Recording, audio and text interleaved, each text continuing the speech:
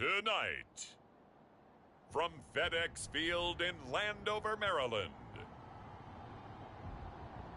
it's a special prime time edition of the NFL on EA Sports.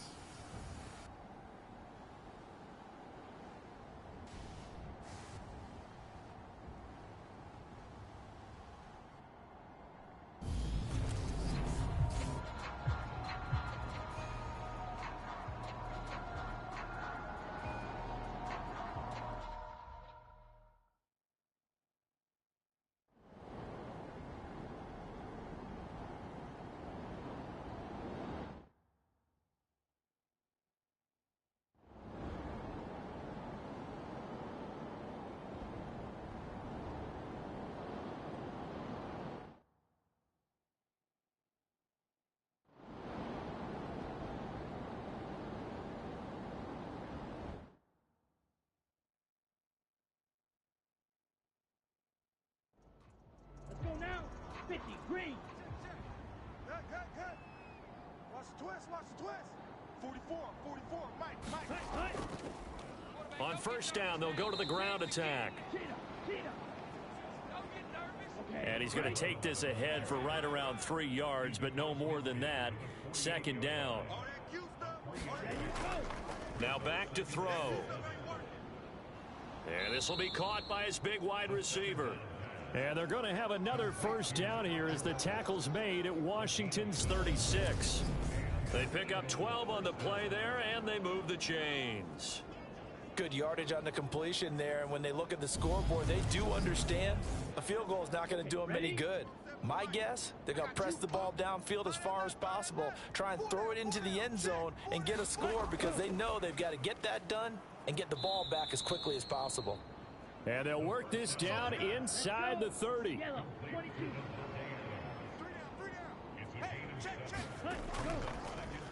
On second down, they'll run it here.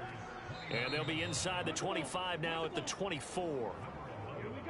Work to do here to avoid falling to 1-1, but this is 1st and 10 right now. He'll look to throw. That's caught over the middle by Fant.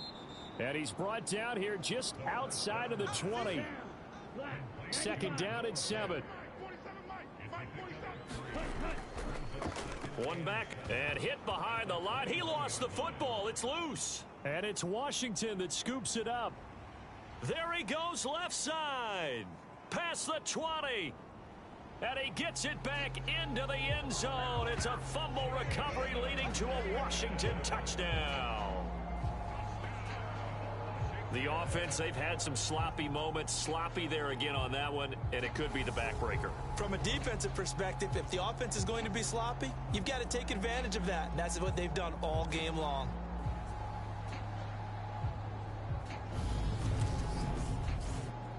Sly on for the extra point.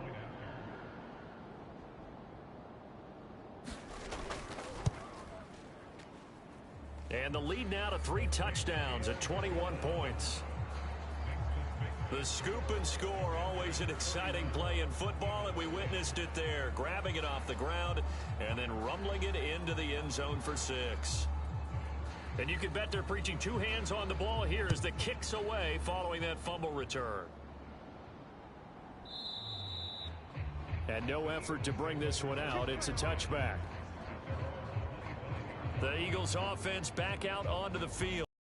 And that last possession, really a gut punch. You seemingly had it working. You were in the midst of a very strong drive. Then suddenly the fumble, and you're watching the back of a defender's jersey as he brings it all the way in the other direction. There's not much more I can add to that. I thought you summarized it perfectly, partner. You've just got to regroup and start putting another drive together. That's all you can do.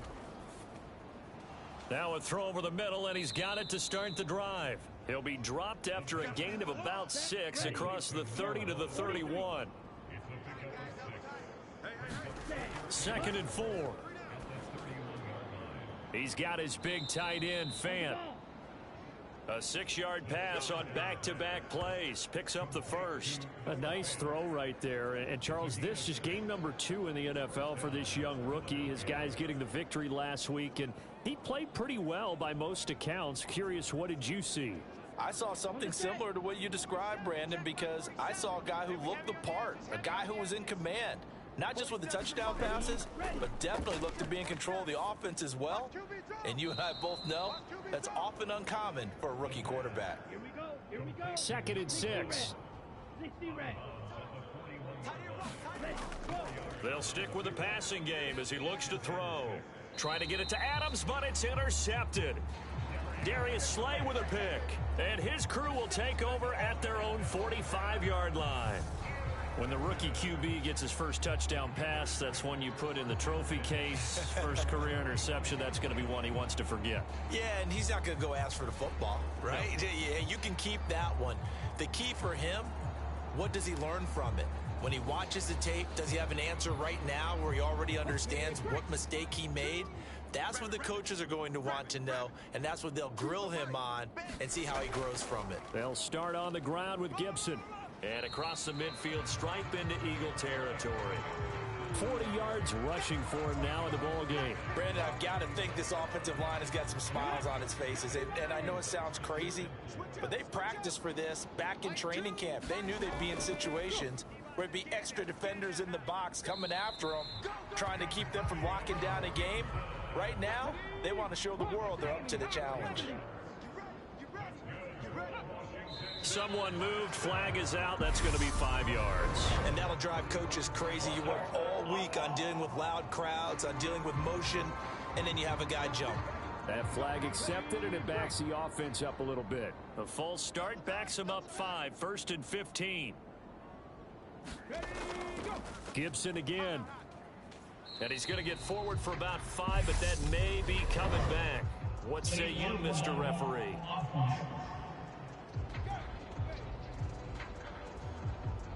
Now the offense knew it. They were already starting to walk back as that one is accepted. On the counter, this is Robinson. Anthony Barr in on the tackle. 60 Vikings. 60 Vikings. A gain of 3 brings up 2nd down. Hey, check. On 2nd down, a run with Gibson. And nowhere really to go there. He'll take this up just shy of midfield. Washington on 3rd down. Can't fault these numbers. 7 for 9 thus far. This is 3rd and 16.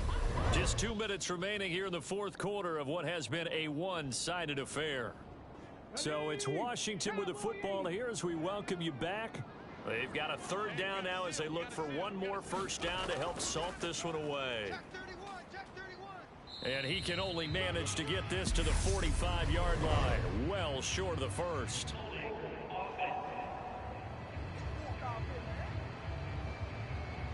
So instead of giving them another 3rd down, they'll decline it, brings up 4. Now that's smart football right there. You don't even have to really spend a lot of time considering it. Just know that you're probably going to get the ball back. Good job declining that penalty.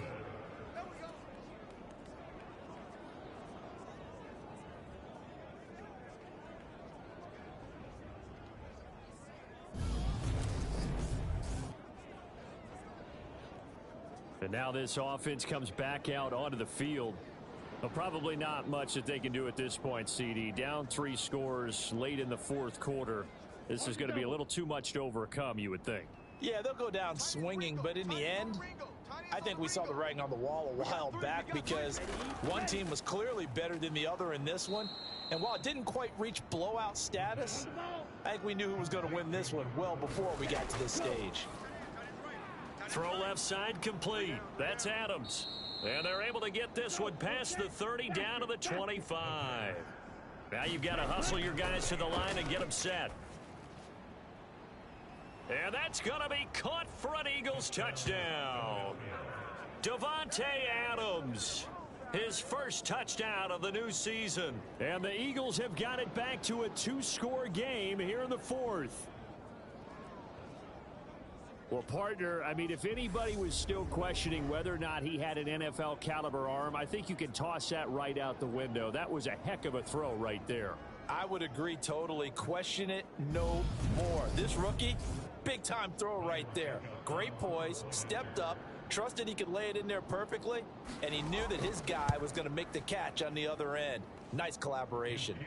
Extra point put through by Succop. And the lead will be cut down to 14. So 2 scores down. Time definitely not an ally, but here comes the onside kick. And this is going to be covered up by Washington. They knew they needed a miracle. They had to have that onside kick. They didn't get it. Well, as we knew, even before they put the toe to the leather on that one, their chances of getting that done, slim and none. And I do believe we saw Slim just leave the door, didn't we? We did indeed. I think we're down to none. Out comes Washington's offense as they get set to take over here. And a few kneel downs should just about do it. Now, defensively, they do have all 3 timeouts, but very little reason to use them at this point. On 1st and 10, it's Gibson. And he's going to take this ahead for right around 3 yards, but no more than that. 2nd down. Okay, ready? Let's go. They'll go again with Gibson. And some strong running there as he's down just shy of the 20 on the edge of the red zone. Now the Eagles will use the 2nd of their timeouts as they get the stoppage with just over a minute to go in the game. And they take a knee. Now the defense will burn their 3rd and final timeout. And as the 2 teams talk it over on their respective sidelines, we take a break.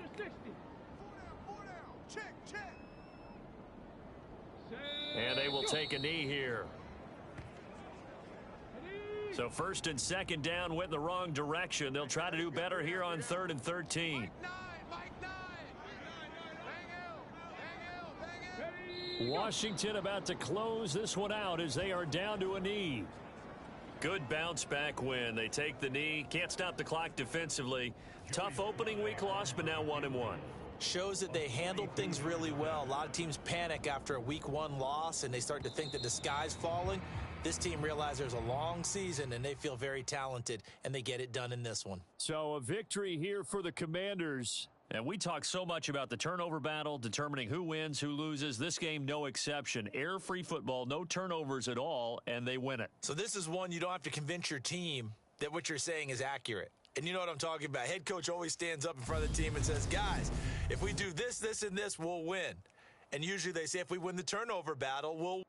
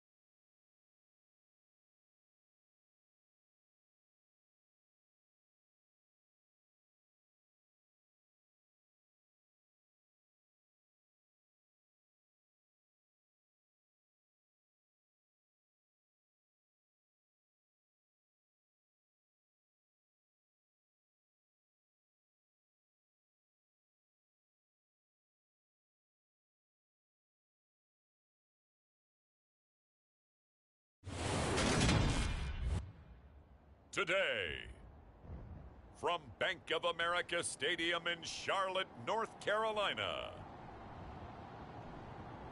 it's Week 2 of the NFL on EA Sports.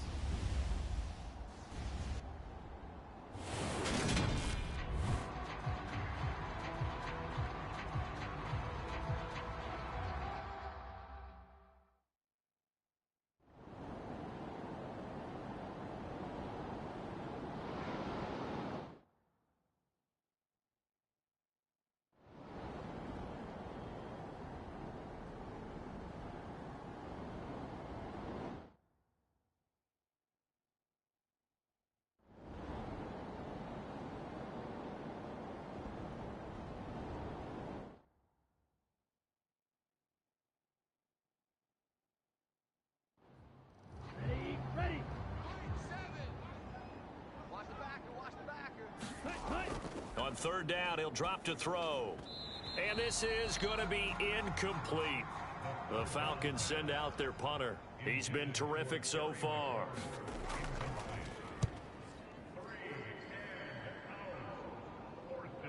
Here's Jones. Just a net of 34 there following a punt of 44 yards. And the Panthers will take over in terrific field position. Carolina getting set to take the field. Their defense was able to force the punt. That's the good news. But this is still a two-score game, and they need points on this drive and in a relatively quick manner. On 1st and 10, it's Etienne. And some space here. And that one opened up for him well as he'll take this down to the 26-yard line. 55 rushing yards rushing for him now as he's run it 11 times. All right, I got to ask you, with these RPOs, essentially the quarterback has 3 options, right? So what's different from that versus the triple option that we see the service academies run at the college level? As a general rule, the triple option at the college level, most things are called outside of the quarterback faking it to the runner and then keeping it himself and maybe having a trail back. What I mean is, in the NFL, that option to throw the football all comes about organically. It's a natural deal based on reads. In college, if you're going to throw the football for triple option, you've actually called that play. Timing is so important on a route like this because he's going to line up out right and then cut straight across the field. I think the ball might have come out a count or two too late because by the time he was able to secure it, not much of a chance to turn it upfield. 2nd and 5. That's complete right side to Kmet. And he'll go out of bounds in the red zone just inside the 20. And this offense on 3rd down today, 5 out of 9 thus far. They need just a yard here. It's 3rd and 1. They'll run with Etienne. And he picks up the first down yardage as he takes it down to the 16.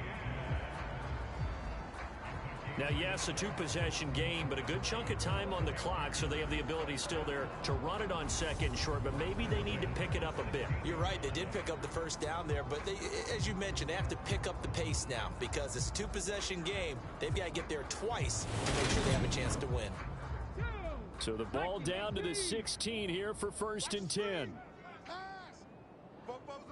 Ready, ready, hut. Let's go heavy. Let's go heavy.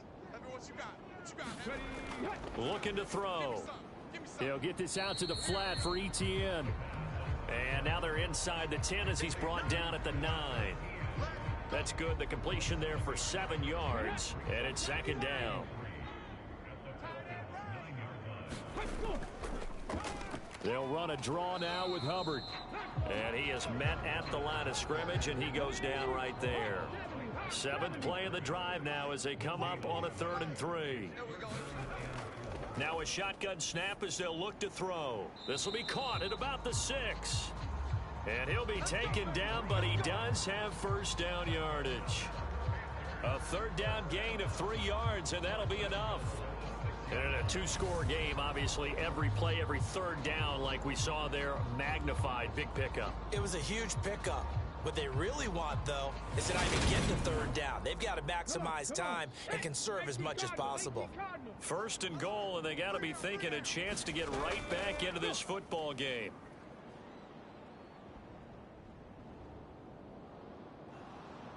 And he will go down outside of the pocket for a sack. Tried to get away, but could not.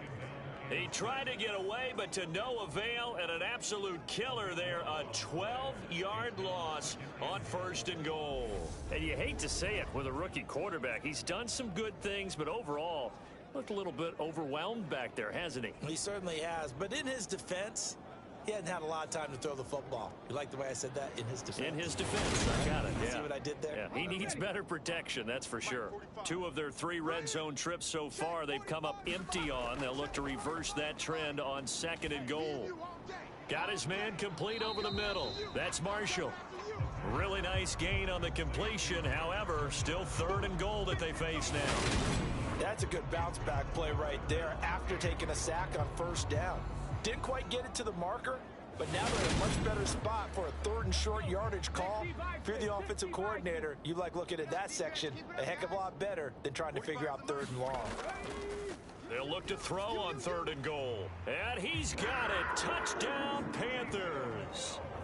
Taysom Hill, his first touchdown here of the new campaign. And the Panthers have made it a one-score game again here in the 4th. His first career touchdown pass, and it's cliche to say, but he's probably been envisioning this since he was a little kid. That's a cool moment. It really is. So enjoy the moment, enjoy the time, celebrate, save the full reflection for later, but make sure you grab someone on the sidelines and say, hey, make sure I get that football, okay? Gonzalez able to tack on the PAT, and now things get a bit more interesting here in this 4th quarter. So here comes the kickoff, and what now is just a one-score, 6-point game. Fielded right around the 8. And up to about the 26-yard line, just across the 25. The Falcons ready to take over. After the touchdown we just saw, we have a brand new ball game. And now look at the situation. You got plenty of time on the clock. Defensively, they have 3 timeouts. So do you run the football here or do you throw it? I think you have that full conversation with your offensive unit. And you tell them, here's the situation. They've got all of their timeouts, so we are not going to play this conservatively. We've got to attack them. We've got to make them use those, gain the ground that we need in order to put this game away. If you think we're just going to run it 3 times and punt it, you got another thing coming. Yeah, and by the way, also the 2-minute warning in play, so essentially 4 timeouts left. They have to be aggressive here. 4 yards the pickup, 1st down. Well, they didn't accomplish their goal. They didn't get a stop there, gave up another 1st down. They have all 3 timeouts in their pocket. I think defensively, you've got to start thinking about using them here. I was just going to ask you at what point you think now's the go time? I think now's the go time. I don't think you sit back and wait because they can take a lot of time off the clock between plays and run 3 to 4 and really put you in a stressful spot. I like the strategy. Extra tight ends, extra beef. They want to run the football, but that means they probably want to run it inside. If you get strung out on the perimeter, you're in peril. Yeah, we saw the result, negative yardage.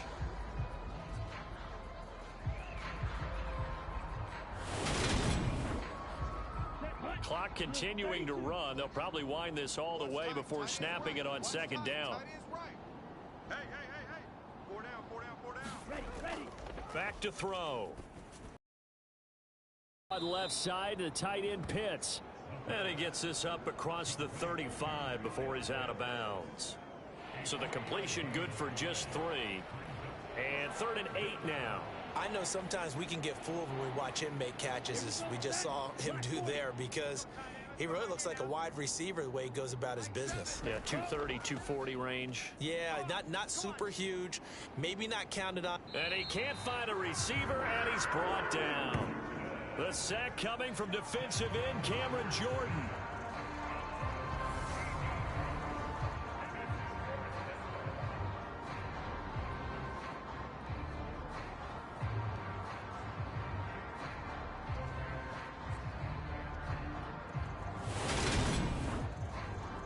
Fourth quarter, down to the final 2 minutes, and we've got a one-score game. So it's Falcon football as we welcome you back. They're looking at a 4th down now as they try to hold on to this lead for dear life. And he deserves a bronze leg as he gets this one away. Fair catch called for and made at about the 32-yard line. It'll be a 39-yard punt, no return. And the Panthers will take over now, 1st and 10. So now the Panthers down by 6. And time, a huge factor. They need a touchdown. A field goal is worthless now as they come up on 1st and 10. They'll look to throw. Now he'll dump it underneath to his running back, complete. They hand off to their big tight end. 3 yards on the pickup there, and it'll be 2nd down. The Panthers got to go quickly. They're moving with a sense of urgency right now. Throws right side, and that's complete. Now this offense hoping to avoid the 0-2 start. They trail, but they've got a 1st and 10 here. He'll get that complete to his tight end, Komet. And he'll go out of bounds in the red zone just inside the 20.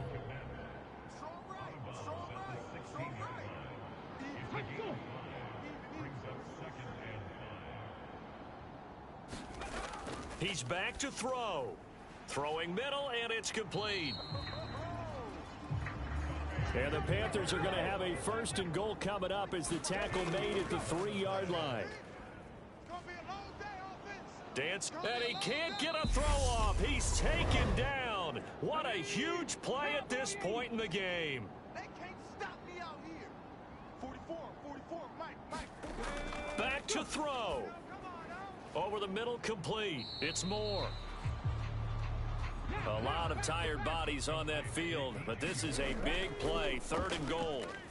Alert 3. Now here's a look for the end zone, but that one's going to wind up incomplete.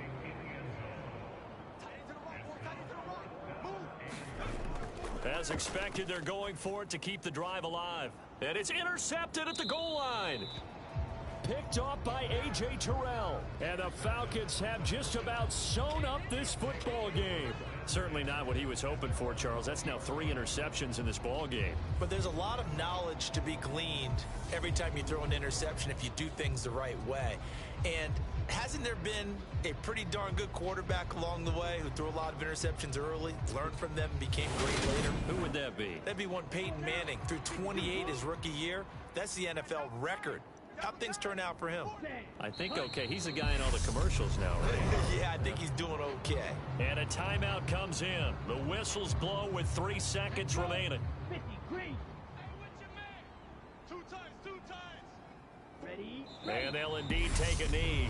Now the Panthers going to signal for their 3rd and final timeout.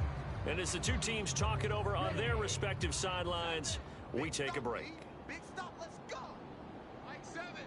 Mike. Ready? Go. And they take a knee. So time runs out. It's a victory for the Atlanta Falcons. And we talk so much about the turnover battle determining who wins and who loses. This game, no exception. They didn't turn the ball over at all, and they go on to victory. They look like a smooth operation in this one, didn't they? Because you look at every facet of the game, they handled their business. Offense took care of the football, converted it into points. Defense took the ball away, gave it back to the offense. Special teams, right there with them. That's the type of game a coach is going to really love and value. And when they show the film, they have to be careful not to give out too many kudos and kill their motivation going forward. So for Atlanta, they did what they needed to do.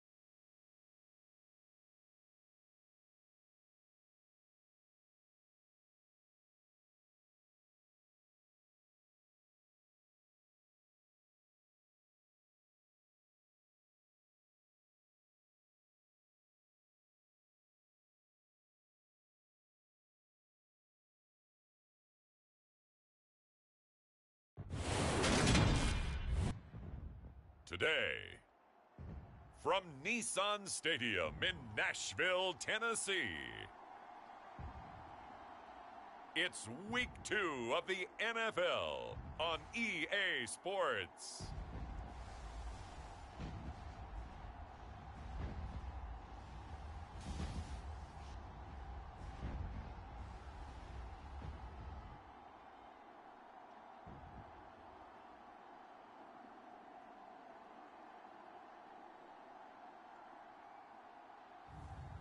Ryan Tannehill and the Tennessee Titans taking on Lamar Jackson and the Tampa Bay Buccaneers. We welcome all of you to Nissan Stadium on the banks of the Cumberland River in downtown Nashville, Tennessee.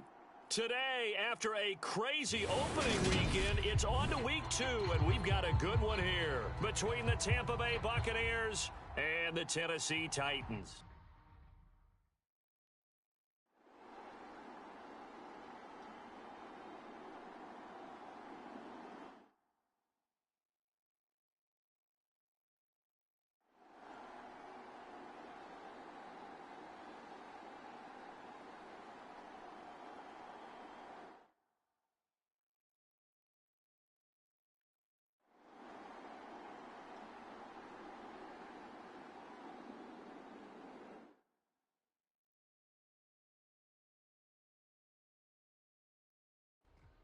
Real quick. 94 is the mic. Let's go, tackle. Let's go. We got this. We got this. 94 is the mic. 94 is the mic. Jackson. And he hauls it in for the Buccaneer touchdown. Tyler Johnson, his first touchdown of the new season. And the Bucs are on their way to a 2-0 start. So, Charles, they're well on their way to a 2-0 start. Now, last week, they had the close victory. This one more commanding, much more comfortable. Well, the sense we got from them was that last week they felt like they didn't play their best. They got the win, but they weren't really on top of their game. But they put it all together here in this one, haven't they? What an impressive performance. Extra point up and good by Sanders. And that pushes the lead up to 23. Pretty clean and simple there. Just 2 plays. The long pass resulting in the touchdown on play number 2.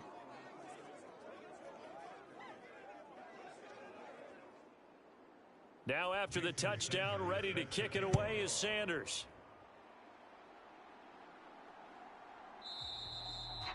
Grant, he will not return it, and his guys will begin at the 25. And here comes Tennessee as they get set to take the field. Now this offense trying to change the script here a little bit, CD. Trailing on the scoreboard, and the last time out on the very first play of the drive, they threw that interception.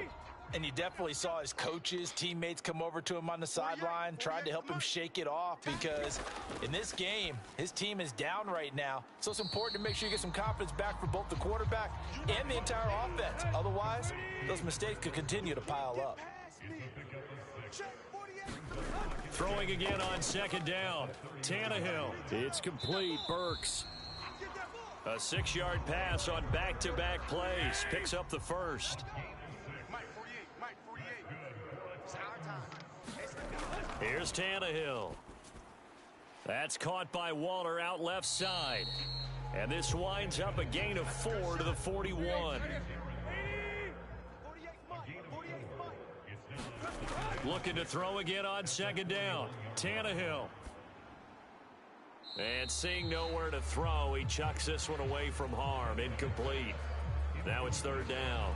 They lead big, and a major part of that has been how they've taken their play to a whole new level this second half. No points allowed since the break, and you can add another incompletion to the total number that they forced in this run. Able to find Waller. That's complete. And he's going to get this down to the 35-yard line. That's a third down conversion of 24 yards there. Nice play. Well, I can put my defensive cap on right now, and I know they're saying don't give up any big plays now. They've controlled this game throughout, and all they want to do is see it through to the end. I think they let their guard down a little bit with that last completion. Sometimes when you're trying not to give up bigger plays, you don't react as fast as you should on other throws.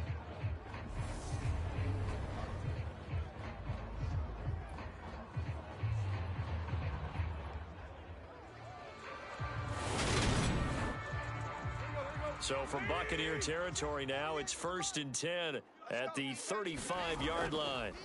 To throw is Tannehill. And here he's got Graham. And he's going to be taken down right at the 10-yard line.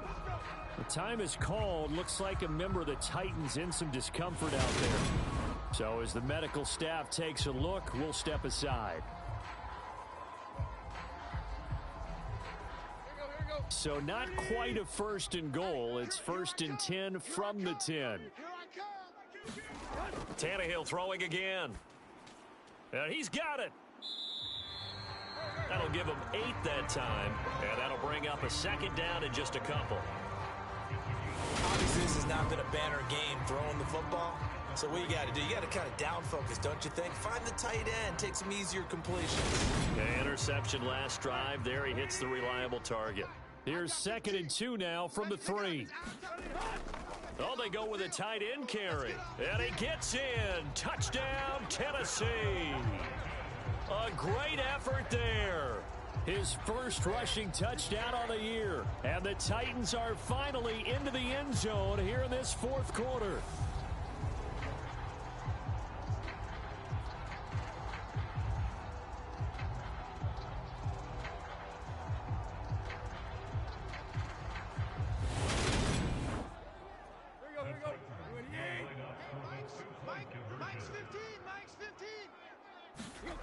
Tannehill looking to throw. He's got it. So they convert to 2. That keeps their slim hopes alive as we're back to a 2-score game. Well, it's still an uphill battle from here, that's for sure, but that makes it a 2-score game. And now we see why teams practice so much on the 2-point conversion, why you have more than one play ready, because you may need multiples to throw out a ball game. There's a great example right there.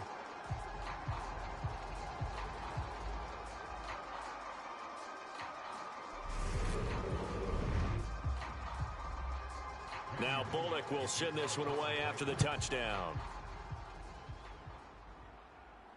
Taking it about the 1. And able to get this out to the 25.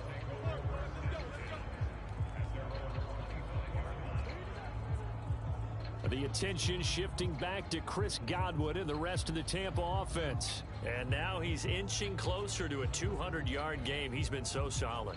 And he's really denting the pride of the guys playing defense, too, because there's certain barriers that you just don't want to give up. You never want to give up a 100-yard rusher, a 100-yard receiver. He's closing in on 200 yards. Wow, that's a really big game. They'll start out on the ground. It's Leonard Fournette. And they're going to stop him right at the line of scrimmage. Just no cutback lane to be found whatsoever. 2nd and 10. Run blitz there defensively, something we might see more of here in the fourth quarter. I think we'll see a lot of it, and the difference between that and a pass blitz, you're just trying to get to the quarterback. You're trying to scheme someone open who will get to the QB and make sure he gets on the ground. In a run blitz, you're actually trying to cover up gaps, trying to cover up holes so they can't run the football. 5 yards, now it's 3rd and 5. It's funny, throughout the time that we've been together, when we talk with running backs about the ability to catch the ball, their eyes light up when they talk about open field and having one-on-one matchups, don't they? Yeah, they do. And that's the reason why. Well, we just saw shedding those tackles, and that's what they're used to doing. It is, and it starts at the beginning of the play. One-on-one matchup if someone's trying to cover them, but they also like those one-on-ones downfield after the catch when they're running with the ball. They think they're going to win those, too. Fournette, a first down carry. And he'll fight forward on the straight-ahead running for just a couple of yards. 2nd down. The last run good for 2. Here's 2nd and 8. Running behind center with Vaughn. And he'll get it out to midfield. Looks like, yeah, they'll spot it right at midfield at the 50. 9 yards to pick up there, and it's a first down. Now, I'm guessing you'd say this is kind of the key here. Grind out some yardage, work on that clock, see if you can continue to tick it down. Definitely. You want to bleed things out at this point, right? Continue to possess the football, gain some yardage, and put the onus on the defense. Do they have to use timeouts? What are they going to do to stop you? You're taking charge. On first down, they go back to Vaughn again. And he'll manage to pick up about 4. It's 2nd down. Clock continuing to run. They'll probably wind this all the way before snapping it on 2nd down. On the draw, this is Fournette. And he'll get it inside the 40 to the 39. Now, this offense really looking polished these first couple of weeks. Here's 1st and 10.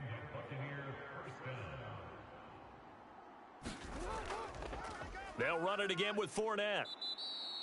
77 yards on the ground for him so far. The last run got 6. Now 2nd and 4.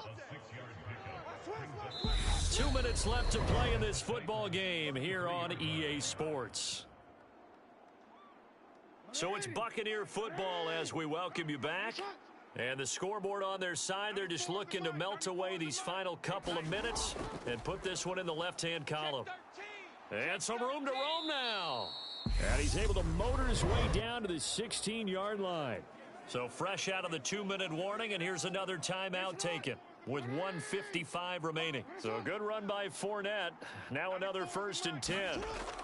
They'll try and run some clock here as they keep it on the ground. Now Tennessee going to use the second of their timeouts. That'll leave them with just one remaining in this 4th quarter of play. Mike 56, Mike 56. Big series right here, so we got to step it up. On 2nd down, here's Fournette. And the stop will come inside the 5 at the 4. Now the defense will burn their 3rd and final timeout. And they'll be disappointed to have to burn one there after giving up the 1st down. Bring it. 56. And they will take a knee here.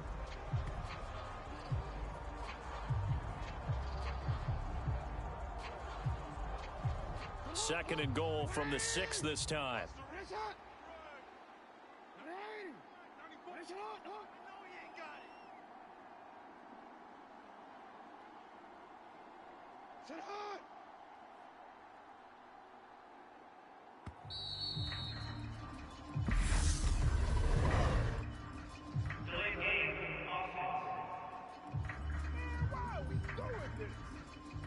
So they accept the penalty, of course, and push the offense backwards a bit.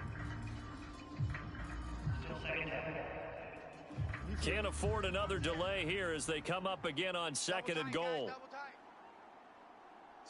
Victory formation now for the Buccaneers. Down to a knee they go. And now can they reverse the trend on 3rd and goal with the last 2 plays having gone backwards? Down to a knee goes Jackson, and that should seal it. Well, they could just run this clock out, but here is the field goal unit on 4th down. This to make it a 3-score game late. So it's a win for the Bucs here, and it was just too much Lamar Jackson. He really played well. Yeah, the numbers don't jump off the page, but he was a steady influence back there. He had a couple of touchdown passes on the afternoon. His guys rallied around him, and they're going to come away victorious.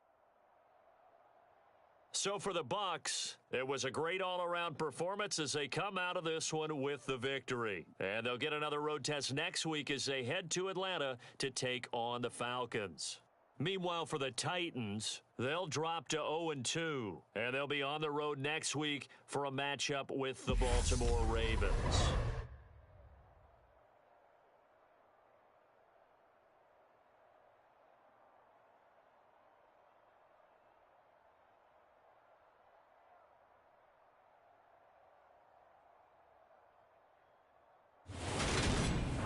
So that'll do it for my partner, Charles Davis, and the best darn crew in the industry. I'm Brandon Gaudin. This has been a presentation of the NFL on EA Sports.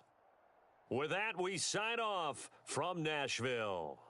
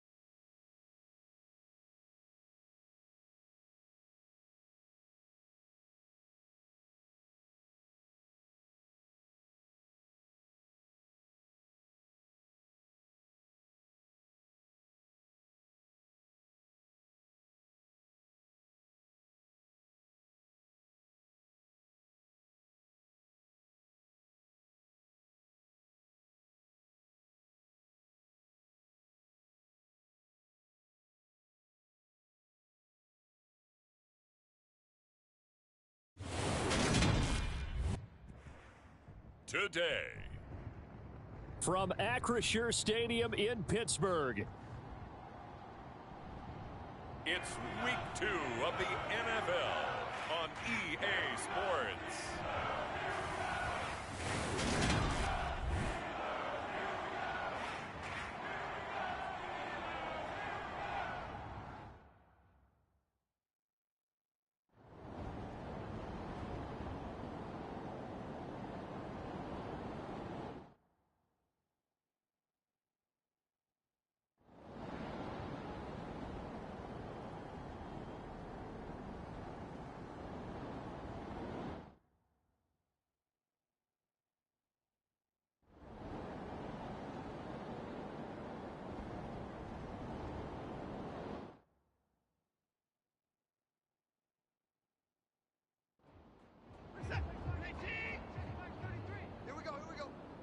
Check 33.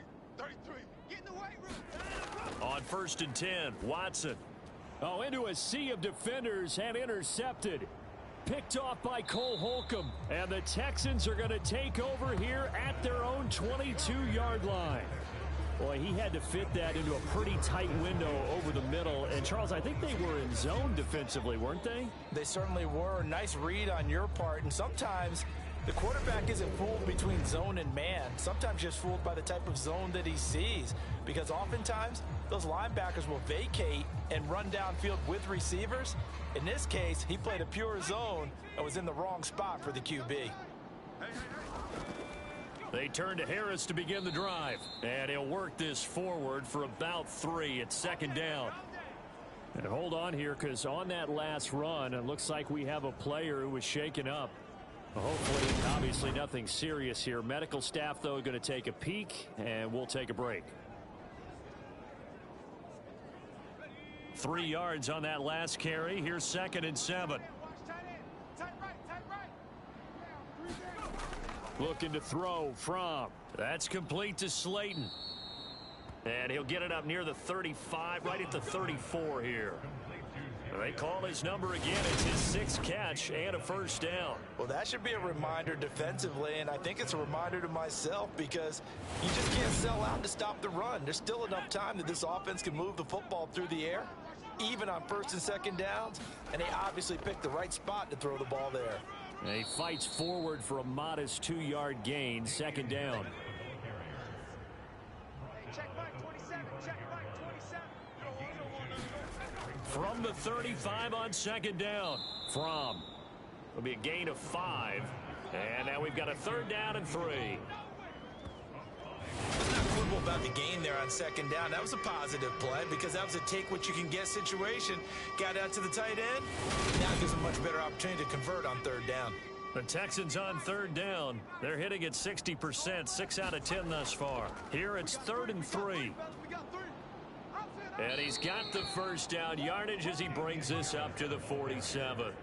72 yards rushing for him now as he's carried it 16 times. No doubt those are the types of carries they're looking for here, Charles. The lead in the 4th quarter. This is when coaches that have a reliable running game, they breathe a little easier on the sideline. Yeah, they love the idea that they can take the air out of the football at this point of the game. That means they're really counting on that offensive line, counting on the runners, taking care of the football. Because you're going to tell your quarterback, hey, no time to be a hero. We're not going to throw it here. Just eat up that clock. And if you have the ball, they can't score. They'll throw on 1st down with Fromm. That's swung out wide to Harris. And they get to him after a gain of 6 to the 46.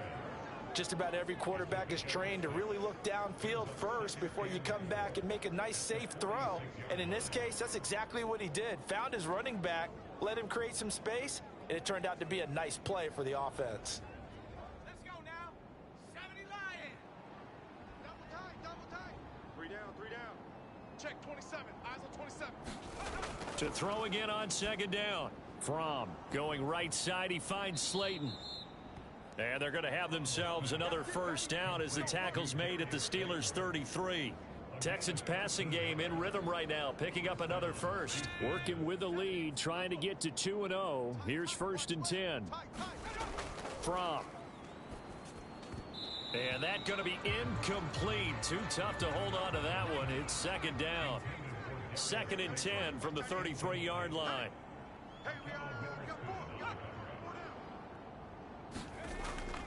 A run with Harris out of the shotgun. And he'll get this pretty close to a first down as he's tackled at the Steelers' 25. They'll come to the line, needing only 2 yards to gain the first here. Here's Fromm to throw. Got a man, Slayton. And they're going to have themselves another first down as the tackle's made at the Steelers' 15-yard line. Give them 10 yards there as this offense is on a roll. This drive continues to plunge forward. And that certainly appears to be a critical conversion right there, because not only do they keep the drive going, they take valuable time off the clock as well. They have to feel really good about that last completion. Line of scrimmage, the 15. It's 1st and 10. Hey, check Mike. Go. 27. You don't know no better. From the red zone now, they'll look to throw. Finds his tight end, Ingram. Now he's tackled a yard short of the marker. Good gain of 9 on first down.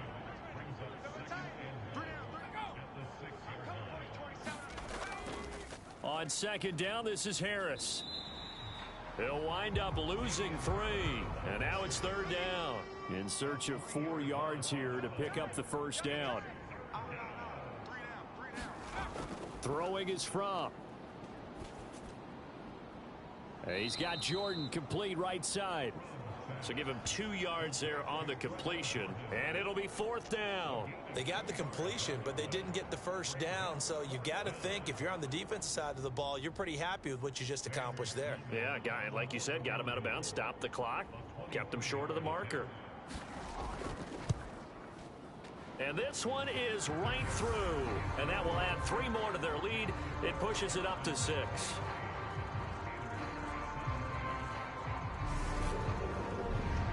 So they get to 3, but you wonder now, is that going to be enough? Excellent question, because when I look at the smiles on that side of the field, they're a little tight, aren't they? If they had scored a touchdown there, those would be big half-moon grins right now, because they'd feel a whole lot better about their position. And a touchdown in the other direction, all of a sudden they're down.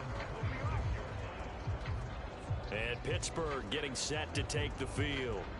And that last turnover could have proven more costly, but their defense only gave up 3. But now answering with a field goal doesn't do them much on this drive. They need to try and find the end zone. Trying to shake off the interception. He'll look to throw. He's got his tight end Freiermuth over the middle. And he gets this one just shy of the 40, down at the 39. So from the 39 now, they'll come up on a 1st and 10. Here's Watson. A dump off to Elliott. And he'll be out of bounds after getting this one across the 40.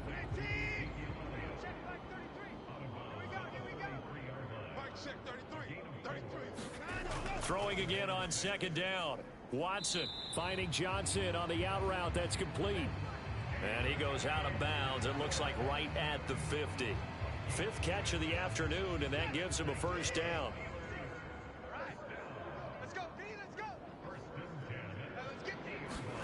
From the 50, it's Watson. A throw left side, caught by the tight end Freiermuth. And he goes down, but not before getting this inside the 25. That'll wind up a gain of 27 on the catch and run. And here we are in the 4th quarter, partner, and watch them drive for what would be a go-ahead touchdown. And you and I both know this is where you need a quarterback who can keep his cool back there. Not just for himself, but to keep the rest of the team relaxed too. Now this offense hoping to avoid the 0-2 start. Now they trail, but they've got a 1st and 10 here. Watson's throw brought in by Austin. And they're going to get this down inside the 15. And that's good for a pickup of 10 yards. And that'll leave them with a 2nd and just a few inches left. So the Steelers with the football as we get you reset. They come up on a 2nd down now in a game that looks like it's going to go down to the wire. And that is incomplete. A lot of force bearing down on him there. He could not hang on. It's 3rd down. To throw, Watson. And caught in the end zone. Touchdown, Steelers. Calvin Austin, his first touchdown here of the new campaign. And the Steelers are an extra point away from going back on top here in the fourth. Now they can boot it through on the always important extra point, and then their defense has to hold up their end of the bargain. And there's something that you've pointed out in numerous games that we've worked. Okay, the excitement's going on. Everyone's celebrating over there. And now remember, all touchdowns are reviewed, and in a tight game like this, they're going to take a good long look at it. They're taking a peek at whether or not those feet were in bounds, and obviously a big call here in the end zone. And not just the feet. How about the hands? How is the ball possessed while the feet are hopefully getting down in bounds? That's what they're trying to look at to see if it all comes together. So they called it a touchdown originally, and this will stay a touchdown after the video review, so they had it right. They do tack on the extra point as well, and that is going to put them on top by a point, and it sets us up for quite a finish. Boswell now to kick it away after the touchdown. This one fielded at the 5. And out a little across the 25 to the 27.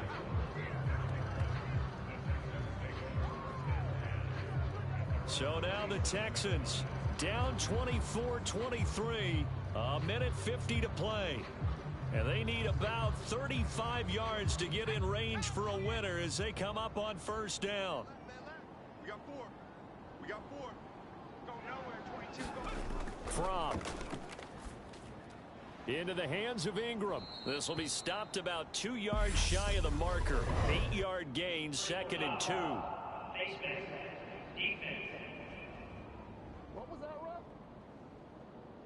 Well, certainly those are the types of mistakes they're trying to avoid as they attempt to protect this lead late in the game. And let's face it, they're hoping that this one doesn't cost them in a significant way. Yeah, one guy committed a penalty, but now the entire defense has to pay the price and try and rise up and overcome it. Now Fromm. That ball caught by Slayton. Clock running here, under 90 seconds to go. He'll look to throw. He'll complete this to Ingram as tight end. Now the Steelers use the first of their 3 timeouts as they'll talk things over prior to this upcoming 2nd down play. Harris running straight ahead.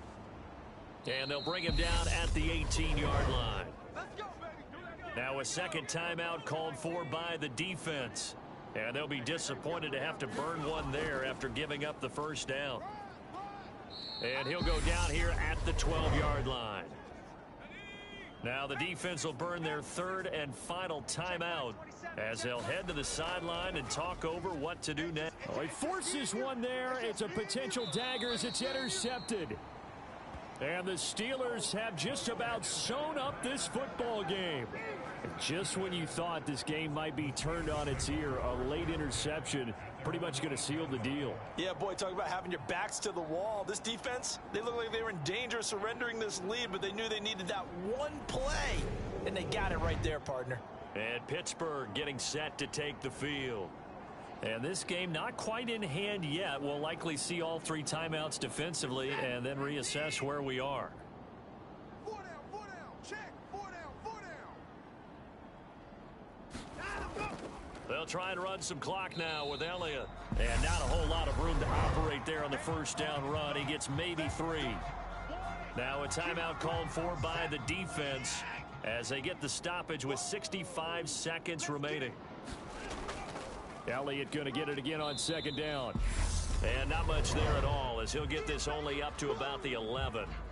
Now the Texans will use one of their 2 remaining timeouts as they get the stoppage with just over a minute to go in the game. Check Mike 33. Check Mike 33. Here we go. Now Watson. Switch. He's going to fire this thing deep right sideline. A leap, and he's got it. He got it.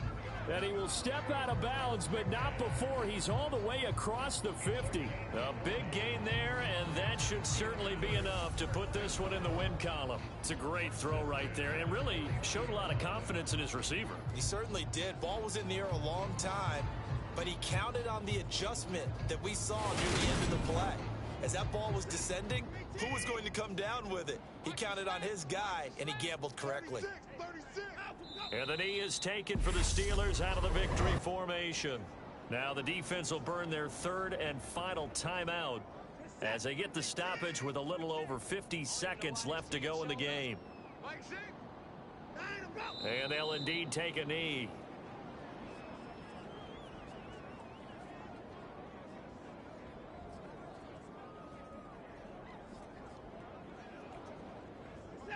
And looking at Houston defensively, they've got a dime set. 6 DBs on third. Here we go again. Hey, check Mike 33. Check Mike 33. Down to a knee goes Watson, and that should just about do it for this ball game.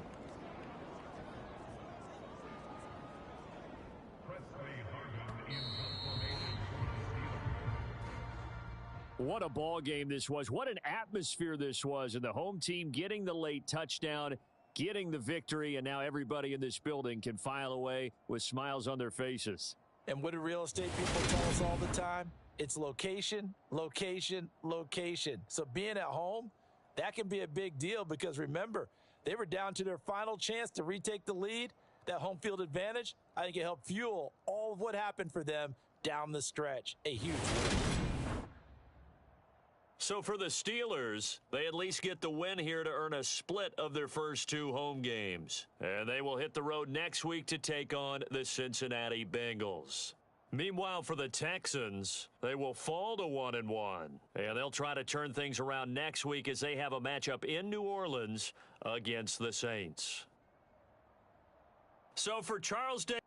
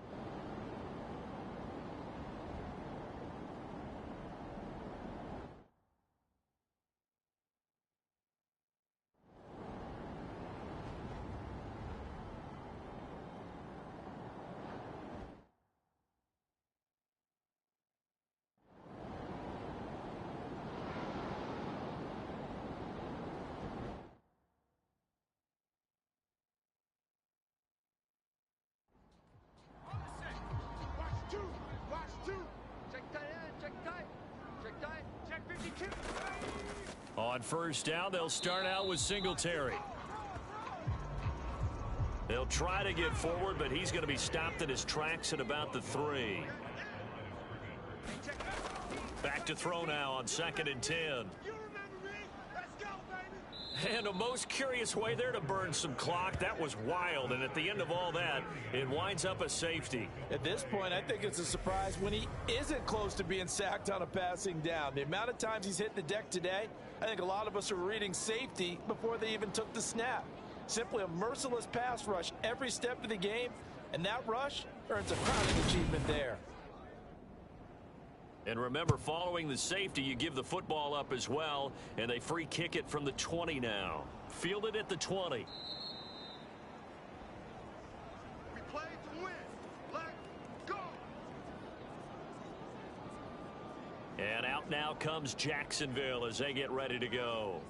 And you figure after giving up that last touchdown, they trail by 2 scores here in the fourth quarter. This drive becomes very critical. So 1st and 10 now from the 30. Check. They start the drive on the ground. It's Williams. And they get him down, but not before he takes it across the 40-yard line. 47 yards rushing for him now on what was his 10th carry of the ball game. I tell you, they didn't give it to him much through the first 3 quarters, but when they have, he's been efficient. Maybe they ride him more here down the stretch. Yeah, not sure it was actually in the game plan for him to have as few carries as he has, but it might play out really well for them now. As you noted, they want to ride him down the stretch. He should have fresh legs. 115, back 15. It's our field. It's our field.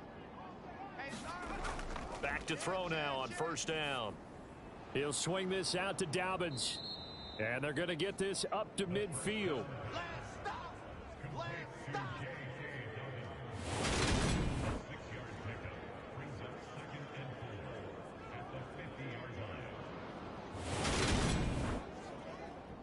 Second down at 4. Check. 45 to Mike.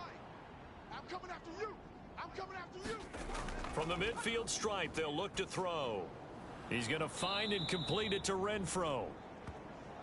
And he'll be brought down just shy of the 40. This has to go down as one of the simpler routes in the playbook, but oh so effective. Nice completion there. Keeps the sticks moving. Now a play fake here on 1st down. There goes a deep ball, end zone. And it'll be intercepted.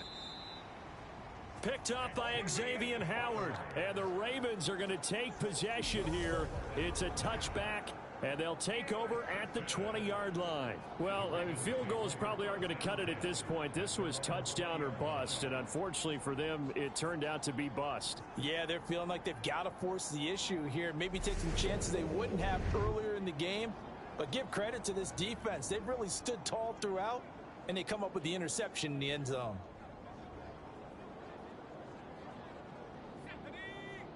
60 Bison. 60 Bison. Watch the screen. Mike 55. Mike 55. They'll come out throwing here on 1st down. He's got Tunyon complete over the middle. And he's going to get this one across the 30-yard line. Give him 13 yards on the opening play of the drive and also give him a 1st down. Well, I'm sure he likes his performance a little bit better than last week. He had the 3 interceptions here, none in the 4th quarter, and he's got his guys in front. Guaranteed he put in a tremendous amount of work this week, but maybe the matchup is just better for him. Sometimes it just doesn't work out. It's almost like those golfers. Certain courses fit their eye, and they like what they see. And other courses, as soon as they tee it up, they know they have no shot. Maybe that's the difference for him. Last week, no. This week, a big yes. Let's go. 2nd and 9 now. A throw complete to the tight end, Tunyon. 5th catch of the afternoon, and that gives him a 1st down.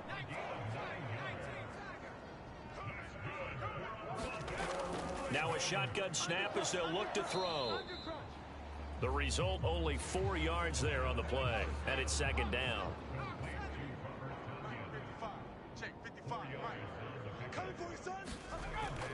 A give up the middle to Singletary. Looking for a seam, but finding none. He'll get back to the line of scrimmage, and that's it. The offense on 3rd down, 5 out of 9 thus far. This will be 3rd and 5. And intercepted. Maybe the turning point they need. Picked by Logan Wilson. And the Jags are right back in this football game.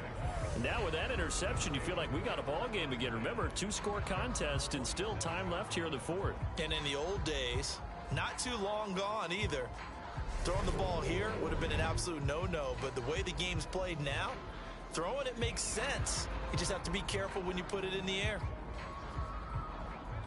Very good starting field position for the Jaguars offense as they come up 1st and 10 on their side of midfield at the 47.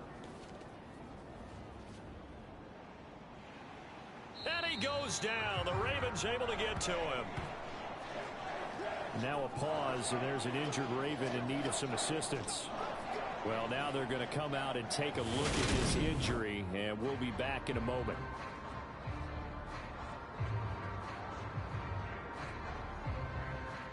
After the sack, it's 2nd and 19, and the road gets a bit tougher from here. 15's the mic. 15's the mic.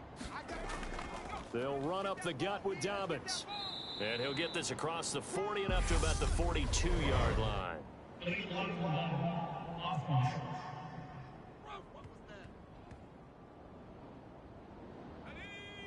And that flag accepted. That's it. That's it. Big hit. Right, fellas, right. They'll look to throw here. They set up the screen for Dobbins. A very good move, but for a short gain out near the 32. Only able to gain a couple there. And it's going to be 3rd down and forever. Good reactions there defensively. That screen was a little slow in developing, and they shut that one down with little gain. Now on 3rd and long, they'll look to throw. And he's going to be intercepted a 3rd time. Picked up by Marcus Williams. And this return is going to be halted right around the 28-yard line. Boy, so another interception, CD, and it feels like he's starting to unravel a little bit. And as you would expect, still a work in progress here in his 2nd season. He has to start ironing out some of these mistakes, though, because now his head coach, his offensive coaches, they have to evaluate whether you keep playing him and let him work through it, or you start thinking about going to his backup.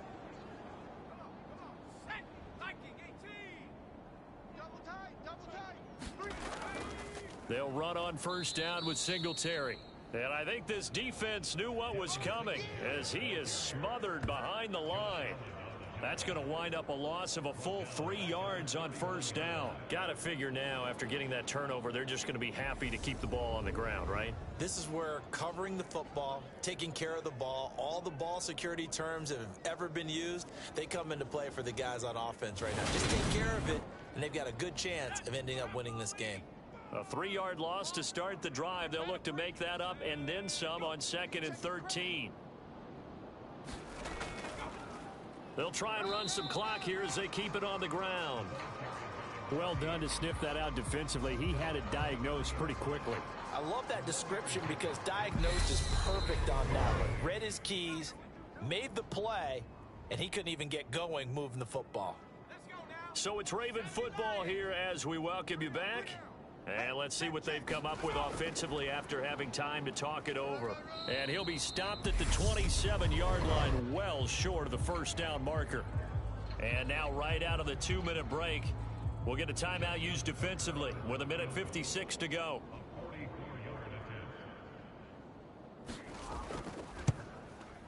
Tucker's kick is good, and that will extend their lead even further.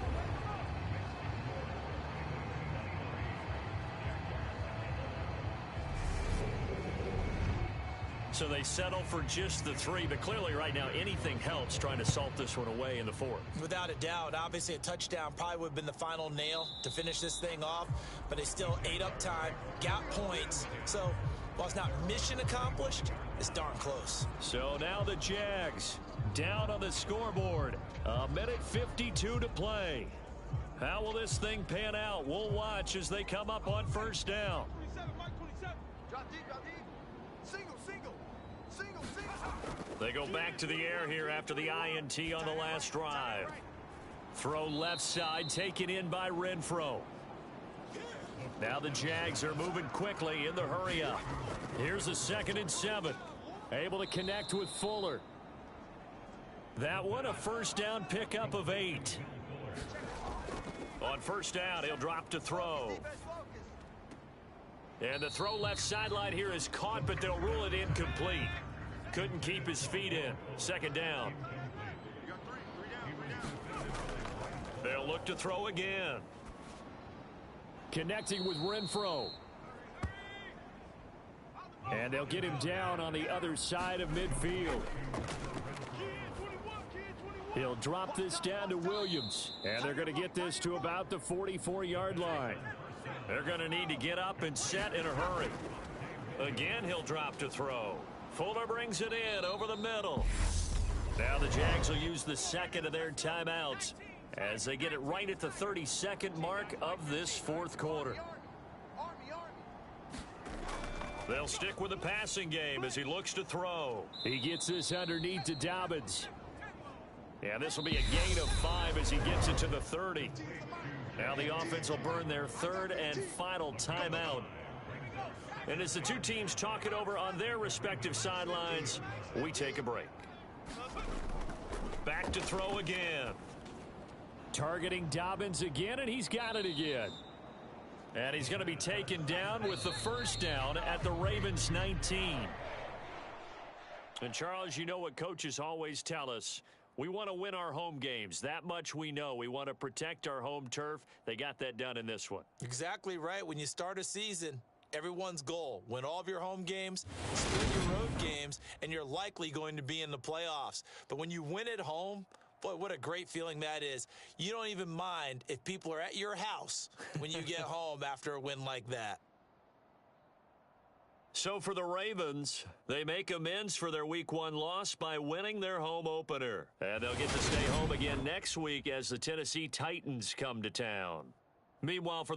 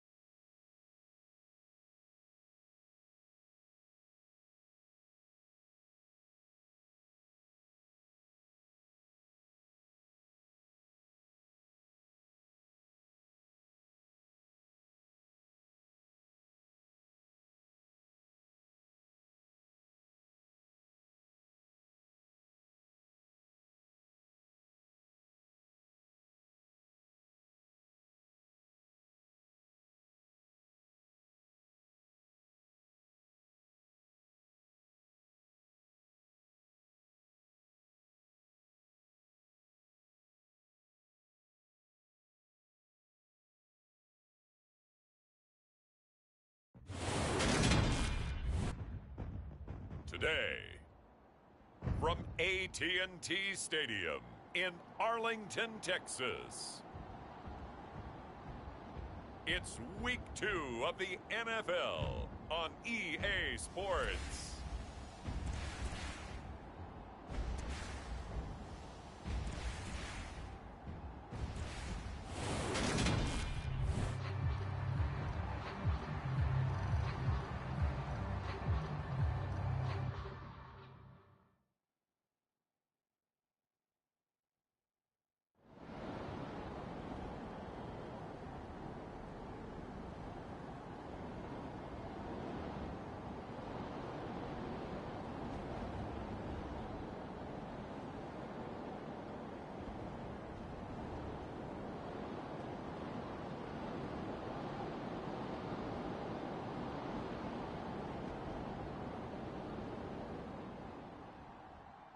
What a ball game this was. What an atmosphere this was. And the home team getting the late touchdown, getting the victory, and now everybody in this building can file away with smiles on their faces. And what do real estate people tell us all the time? It's location, location, location. So being at home, that can be a big deal because remember, they were down to their final chance to retake the lead. That home field advantage, I think it helped fuel all of what happened for them down the stretch. A huge win.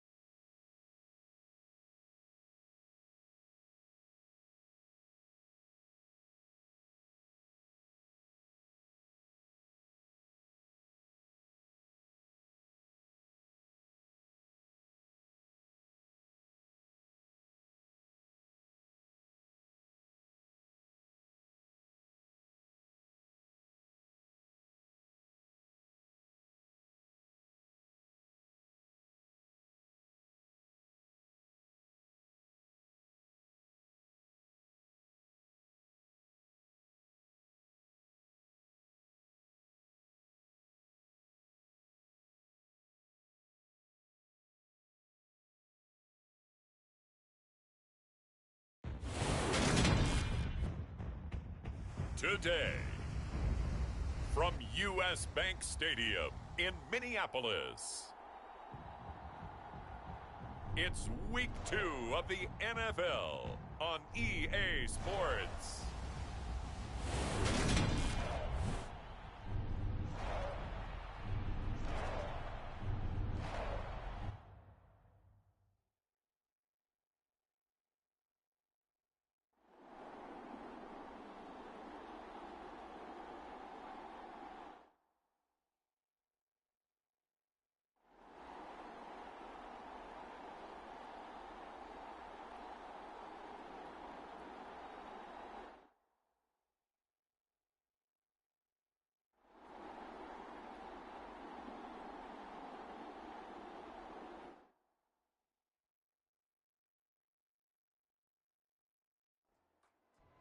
Cowboy 80. Hey, what's the ball? What's the ball? 26, Mike. 26, Mike. Throwing on second down. Jones. They're looking for Jefferson, but this is intercepted. Picked off by Kirby Joseph. And the Lions will have solid field position here as they take over at their 45-yard line.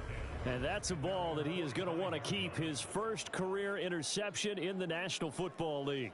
And I love what teams do when that happens. You bring the ball to the sideline, the equipment guy grabs it, he puts a piece of tape on it, writes on it so that you know what it is, and then they tuck it away so that you can have it for later and put it on your mantle. Pretty good deal for him right there. Now he's eager to get back out on the field and get his second one. Hey, 25 to Mike. We're going 25 to Mike. They'll come out throwing here to start the drive. He's got it to Williams. Don't be scared. And he'll be brought down just shy of the 40. The pass. Complete to Jameson Williams. Well, how about this aggressive approach? Got the lead, fourth quarter, continuing to throw the football. Are you thinking about Super Bowl 51? Atlanta had the lead against New England, and they ended up giving it up? I was going to say don't say it, but you did say it. I did, didn't I? Yeah, anybody watching in Atlanta, our apologies. Hey, we got to get this stop here, D. They'll look to throw now on first down. Right side, it's the tight end, Hockenson. And he'll go out of bounds after taking it a little further down inside the 40. On second down, a run with Edwards-Helaire. And he's going to be stopped just short of the first down marker at the Vikings 33. This offense so far on third down, they've converted 6 times and could use a 7th here. This time they face a 3rd and 2. And he will be very close to a first down, but I see the closed fist of the referee, and that means 4th down. This late in the game, Charles, I think you maybe seriously have to think about going for it. Especially where they are in terms of field position, because this is almost like no man's land. Might hurt your punter because there might not be enough space, maybe too far for your field goal kicker. I'm like the old rule. Possession is 9/10 of the law. Possession is 9/10 of winning the game. Go for it. Get the first down. Close it out. Go! 60 Eagles! 60 Eagles! I'm here all day. Now back to throw. And it's incomplete. They cannot convert, and they turn it over. The Lions turned away on 4th down. And the Vikings defense is going to get the football back. So that's a decision that could loom pretty large here. They go for it on 4th down, but come up empty. But I actually like the call, and the reason? It shows me a head coach has faith in his team overall. First on the offensive side, thinking they can pick it up, but also knowing that he has faith in his defense that if they don't, they'll go out there and stop them. I like the confidence he showed. Meanwhile, Jones' throw caught by his receiver, Hill. And they bring him to the ground just shy of midfield. This drive starting off on the right foot, 18 yards. Well, there's a new man here under center. What do you think they saw to acquire him, Charles? I think they went back to their old scouting reports because those never go away. And I think that they liked him when he was coming out of school, didn't have the opportunity to get him. But now with this opportunity, they think they can get him back to his former level. On first down, they'll run with Chubb. And the result here, a pickup of 8. Leaves them with 2 to go on second down. 8 yards the gain on that last run. Here's second and a couple.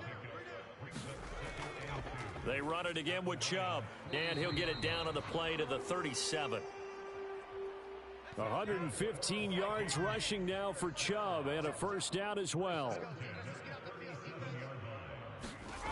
Now Jones to the right side and complete to Jefferson. And they're going to work this down to about the 32-yard line. One thing I think that's safe to say defensively, the tackling's been really good.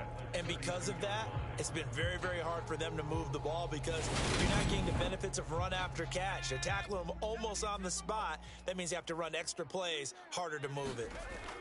They go with Chubb on second down, and he'll be a little shy of the 25 here at the 26-yard line. Now this offense hoping to avoid the 0-2 start. Now they trail, but they've got a 1st and 10 here. Up the middle, it's Chubb. And they've got it in the red zone now, down at about the 19. 7 yards on the pickup there, and it'll leave them with a 2nd and 3. Hey, when you get good yardage like that on first down, it really does a whole lot of good for your entire offense. But I love the way he's finishing those runs. At the end of things, he's making sure he gets just a little bit extra. And all the way down inside the 5 to the 4. It's a really nice 15-yard pickup, and now it's 1st and goal. And that's a more than acceptable read right there because it's zone coverage, so timing is everything. This time he waits for his man to come open, puts it right on him, and they pick up a first down.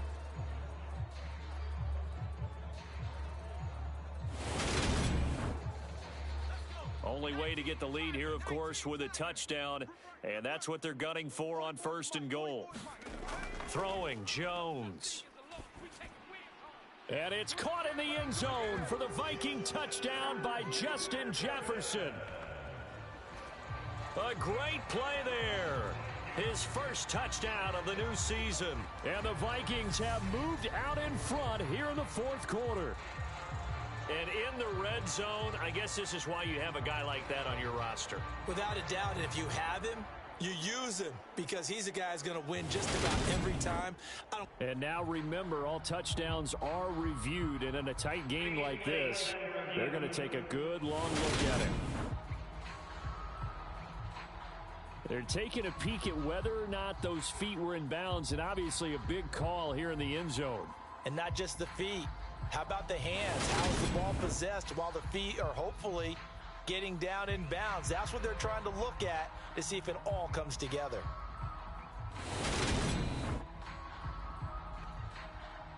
So they called it a touchdown originally, and this will stay a touchdown after the video review, so they had it right. Point after, right down the middle. And that will make this a 4-point game. So that drive goes 8 plays. And it was all capped off by Justin Jefferson's touchdown reception. Out is the kickoff unit as they run up and send this one away. Fields it right around the goal line. And a good return as he'll be stopped just shy of the 30-yard line. Detroit's offense ready to take over. We certainly have a good one on our hands. They're trailing after that last touchdown, but now a chance for this offense to try to snag that lead right back here in the 4th quarter.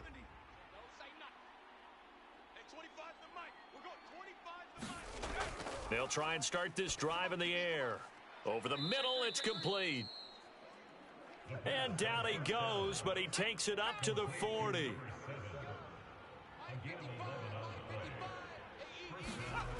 They'll look to throw here on 1st down. Pressure coming from the Vikings, and they get there and bring him down. DeForest Buckner able to get in there for his 2nd sack of the afternoon. It has been a rough afternoon for him trying to get rid of the football. See, that's now 5 sacks. How'd you like to be the offensive coordinator, the offensive line coach trying to come up with an answer for this pass rush? What blocking assignments do you change? Can guys play a little bit better? And we're seeing the end result on the scoreboard. Long day in the pocket for their quarterback. Now they'll throw here out of the gun. He'll get this one to the Golden Domer, St. Brown.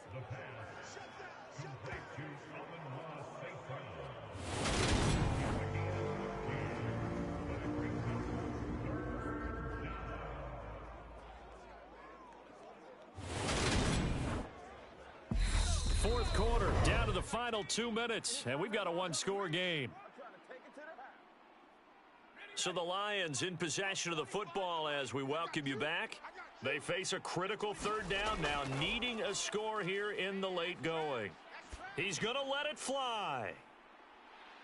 And unable to connect, incomplete. I'll give them credit, they took their shot, but it's going to bring up fourth down.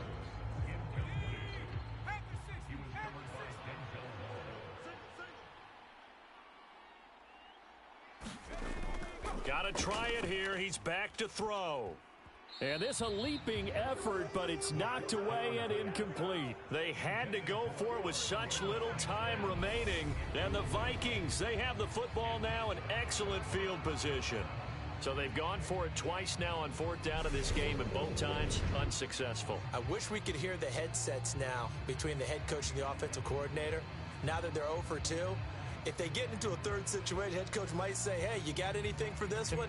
Might get radio silence back.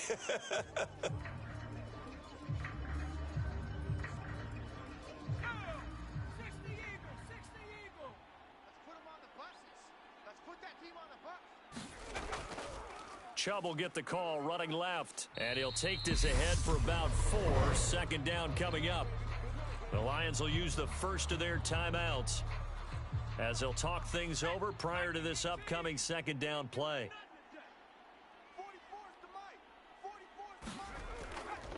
And again, it's Chubb. And this time not quite to the 30. It'll be down at the 31-yard line. Now a second timeout called for by the defense as they'll head to the sideline and talk over what to do next. Jones looking around.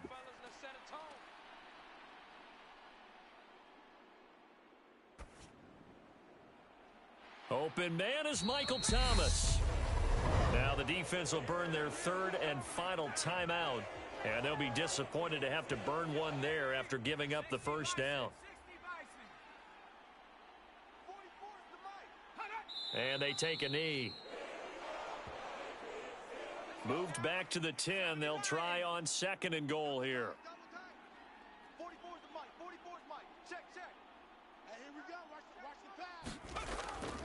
And Chubb will try the middle here. And he will maneuver his way down to about the 7.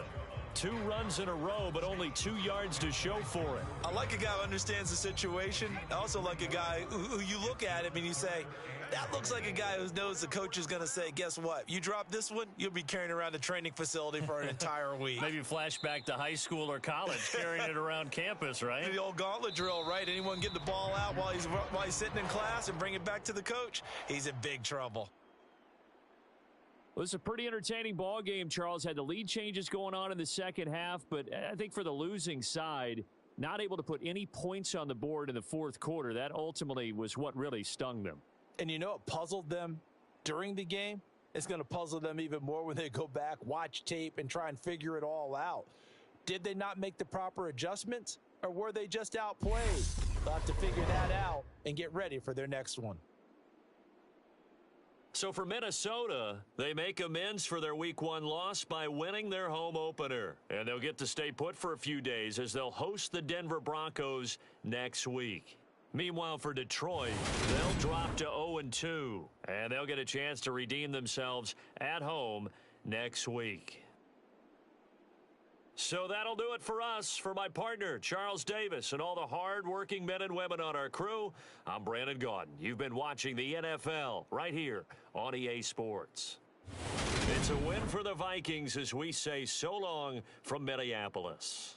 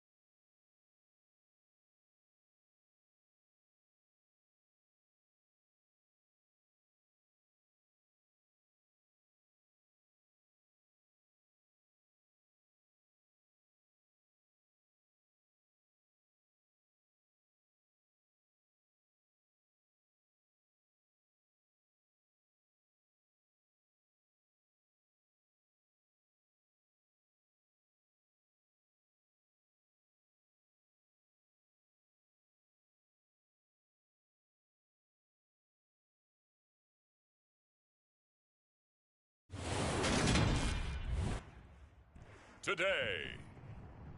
From Soldier Field in Chicago.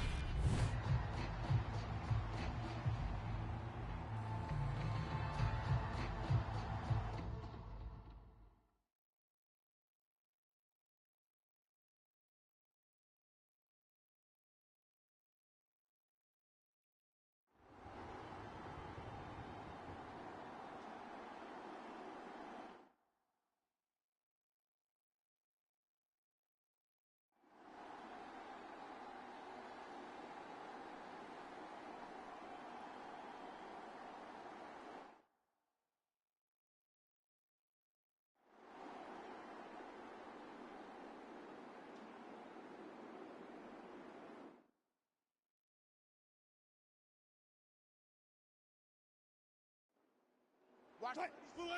Six to Mike. Here we go. Tiny's Ringo. Tiny's on the Ringo. To run for it with Pollard. Oh, what a move. Go.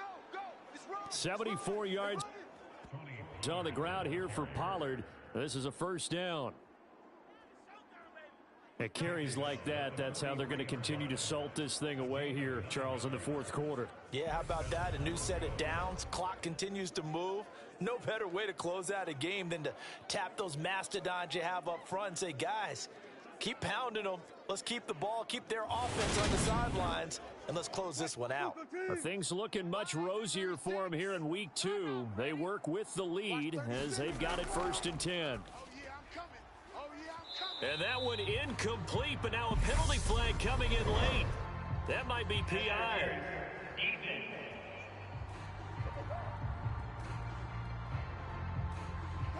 So the yellow flag came out, and that leads to a new set of downs for this offense. 1st and 10. They run straight ahead here with Pollard, and he can only manage to get a couple. 2nd and 8 coming up. The last run got a couple. Here's 2nd and 8. Wilson. Albert Okwuegbunam, the intended target. And they're going to work this down to about the 32-yard line. There's a completion to the tight end, and look at the size of these players nowadays. At that spot, 6'4", 6'5", and up. A lot of guys used to be basketball players, somehow came back to football, and that's really good for the game of football. You're getting better athleticism, great hand-eye coordination, guys who know how to control their bodies when they run their routes. And he's able to pick up the first before he's taken down at the 27.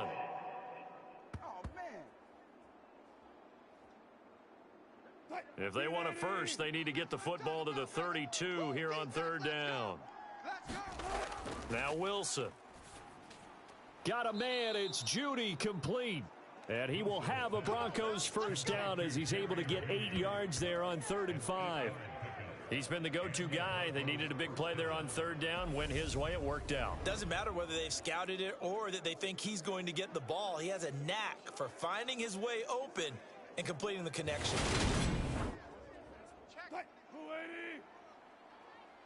Everyone's got four down. On 1st and 10, it's Wilson.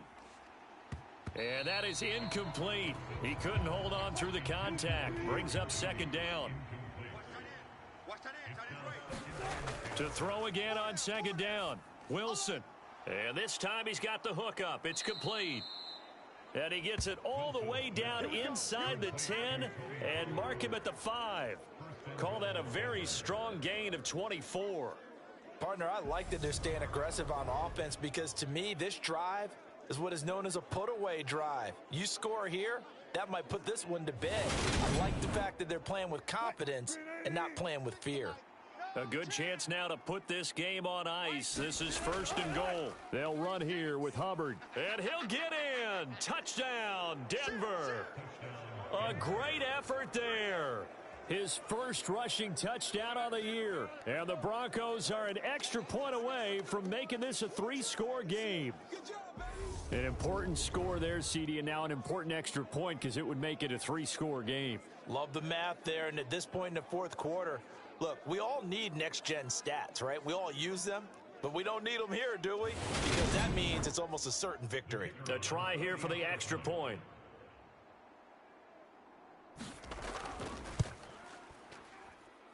And that'll make this a 3-score game as the lead moves to 17. A good drive that time as they go 9 plays in all. And it's finished off with a 5-yard touchdown run.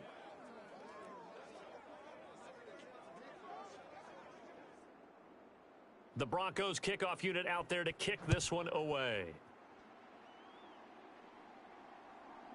And here comes a return from just beyond the goal line. And he'll be brought down at the 28-yard line, so the decision to bring it out of the end zone gets him 3 more. The Chicago offense set to get started. Well, this game, it has had no shortage of offense. They've been able to put up a decent amount of points on this side, Charles. They just have not been able to keep pace with the other offense they're going against here. Yeah, it's a good way of pointing things out because now it's not a total loss because, as you said, they've scored some points, so there's some plays they can build on, moments where the game plan actually worked. But overall, though, they were just out-personnelled. They were going up against a team that's playing at an elite level. Well, he shot in, CD, like he was out of a cannon from that linebacker position. And even though they had a running back in the backfield, no one could stop him. Well, you certainly diagnosed that play perfectly because as fast as he got into the backfield, you're exactly right. The running back had no shot to get over and try and protect his quarterback, and a sack resulted. Protection certainly going to need to be a bit better here on 2nd and 16. Watch tight. Tight is right. Another try after the first down sack. Fields. It's caught on the right side at Smith. And he'll get this up past the 25 before he's out of bounds. That was an okay hook up there with his tight end, but unfortunately, they didn't get the kind of yards they had hoped for. That's going to bring up 3rd down. The Bears on 3rd down. A pretty woeful 0 for 5 thus far. This is 3rd down and 12. Fields hit and the ball is loose.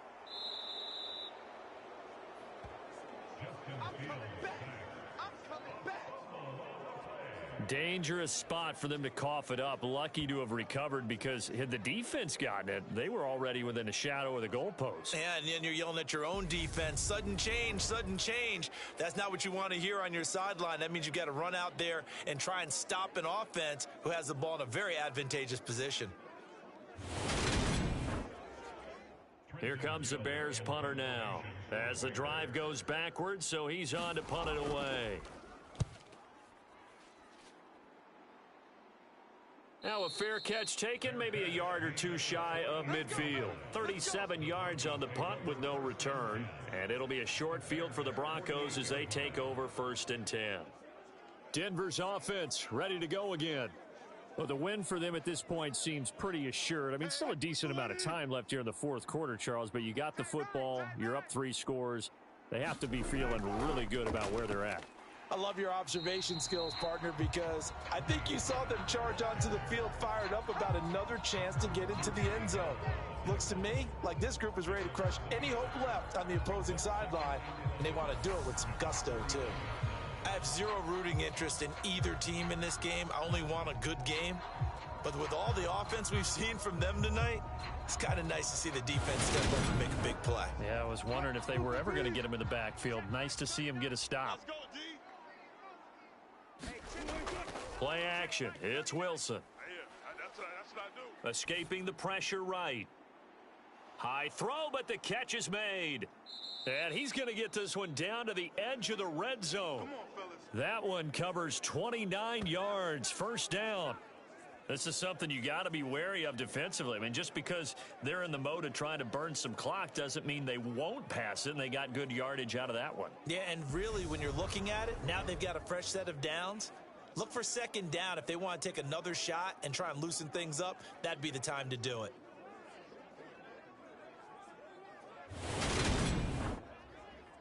Flag 90. 36 to Mike. Blue Dan. Mike 36. Mike 36. Now Wilson on 1st down. He'll get that complete to Alberto. And they've got this down to about the 12-yard line. Nice rhythm throw there on 1st down. He located his tight end, made a nice easy pitch and catch. Hoping he can break a tackle or two. Wasn't able to do that there, but still good yardage. Looking to throw again on 2nd down. Wilson, they'll try and set up the screen. It's complete. And the Broncos are going to be looking at first and goal as they move this down to the 4-yard line. Watch 36 to Mike. 2 minutes left to play in this football game here on EA Sports. Let's go. So it's Bronco football as we get you reset here. They've got it first and goal in a game that appears to have already been decided. They'll go with Pollard here on first down. Give him 4 on the carry there. It's second and goal.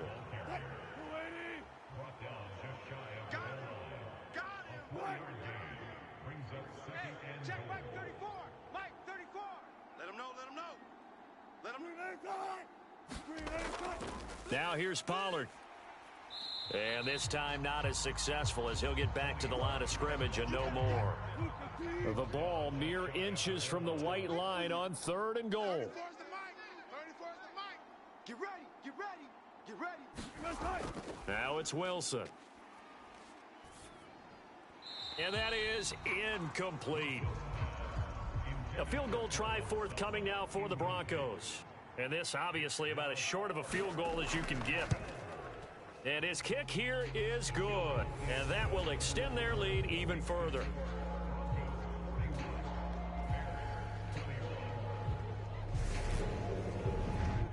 Well, ultimately not really sure that they're going to need those 3 points, but they'll take the 3 and they pad that lead. Yeah, this one's already wrapped up, but you and I both know if you're an offensive coordinator, you never let up on the gas unless the head coach tells you to do so.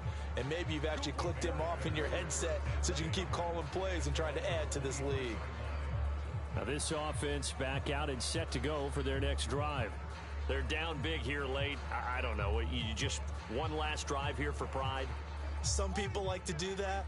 I remember playing for a guy once. We were down huge, and someone said, "Coach, what do you want to call?" He just waved a hand like, "Who cares? Let's get out of here and do something some other time." But some teams like to do something at the end to feel a little bit better as they continue to move forward. Yeah, probably just want to put this one behind them. Hey, let's calm down. Hey, let's go. Let's calm the crowd. Check. Now a first down throw. Fields out of the backfield. That's complete to Kamara. Now the Bears going to use the second of their timeouts as it'll come with 15 seconds to play in the ball game. To throw again on second down. Fields. Alvin Kamara reeling it in on back-to-back plays.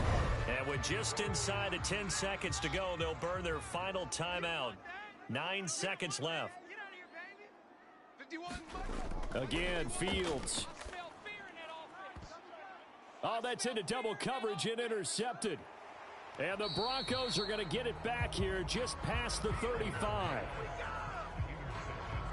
With the points that we've seen scored, neither defense has been at their best, but these guys have been a little bit better, Charles, and a nice interception there. Yeah, you're right about that, Brandon. Let's face it. It's not always how you start, it's how you finish, right? So maybe you have a rough game all the way along, but if you make a big play like that at the right time, it can make everything turn out just okay.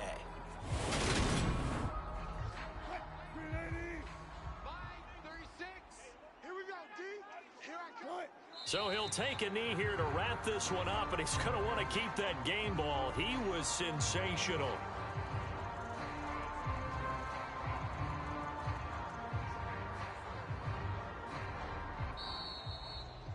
Charles, a lot of happy faces heading into the tunnel as this one ends, and understandably so. Not only did they get the win, but, boy, their offense was on fire in this ball game.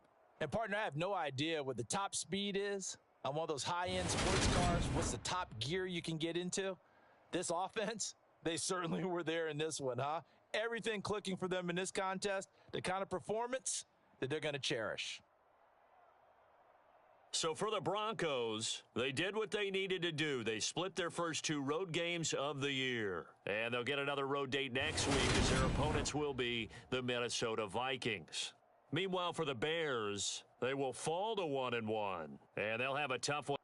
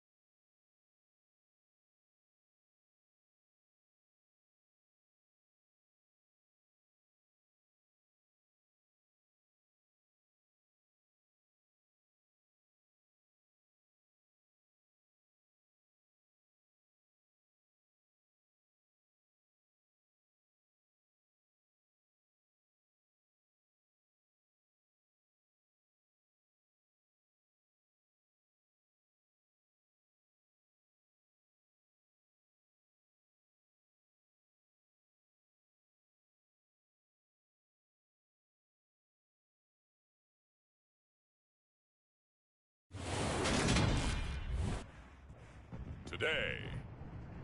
From Highmark Stadium in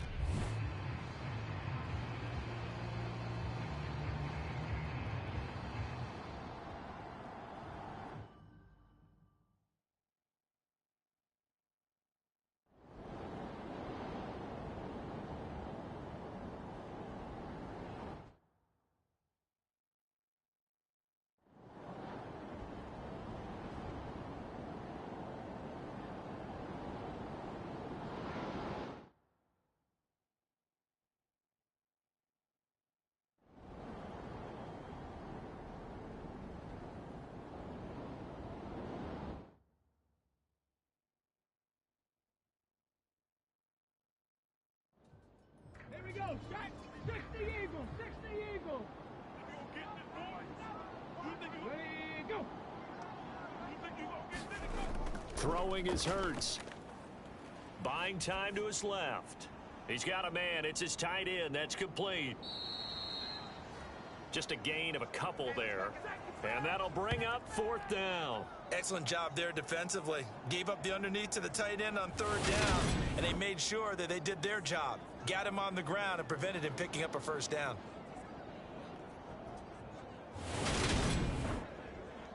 Here's A.J. Cole now as he's on to punt for Las Vegas.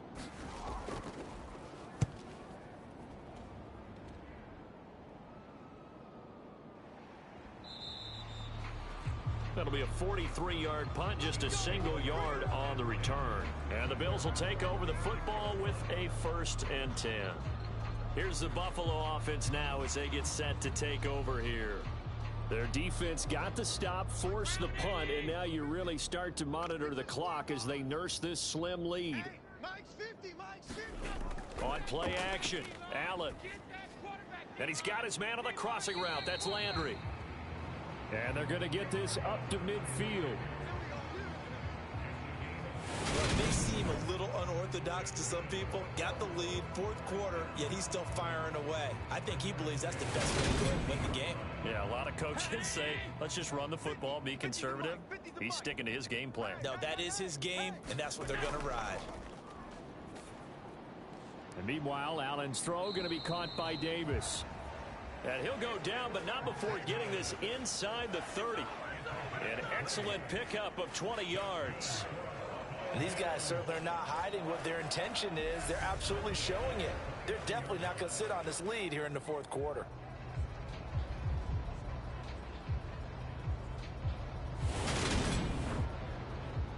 Back-to-back good plays have them on the move on 1st down. To throw, it's Allen. Right back to Davis. It's complete. Stopped at the 24-yard line after a gain of 5. Working with 2nd and 5 now. And again, it's Allen. Quick slant. That's caught by the 5'11 Landry.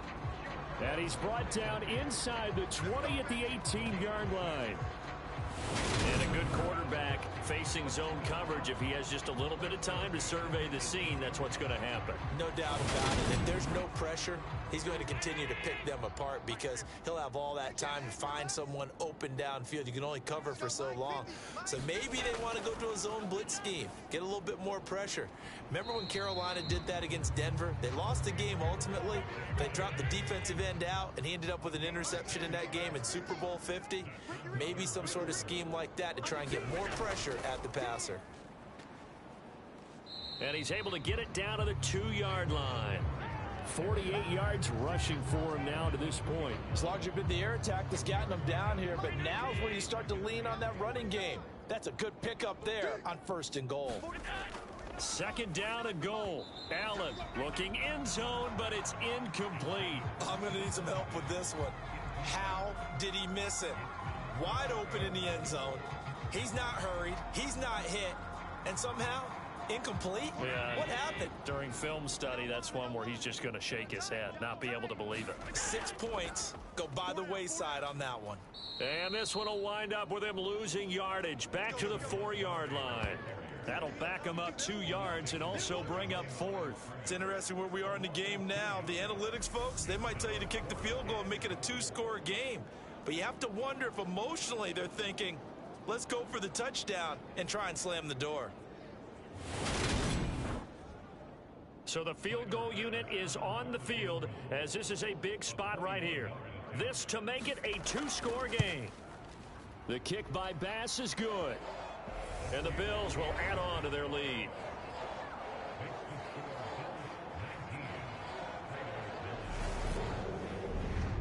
So that CD, an important one here in the fourth quarter. And that importance cannot be overstated. All eyes on both sidelines were staring that one down all the way. The significance is that they made it a two-score game. Still lots of time left to go, but likely that was their goal at the start of the drive. Get 3 points, make it a two-score game, and they were able to get it done. Here we go. 19 Tiger, 19 Tiger. He's not going to get me. Watch the safety crane. Go. Off the play fake. Here's Hurts. And this is caught. It's Brown. And he'll be taken down, but not before they work it across midfield. A good pickup there, 26 yards. Well, every drive from here out is definitely crucial and critical. They know that they need to get at least 3 here to get it back to a one-score game. But I can't imagine that in their huddle that they're thinking at all about getting a field goal. They want to get into the end zone and then try and get the ball back again. So 1st and 10 now in Buffalo territory at the 49-yard line. Able to slither by. And they're going to work this down to about the 32-yard line.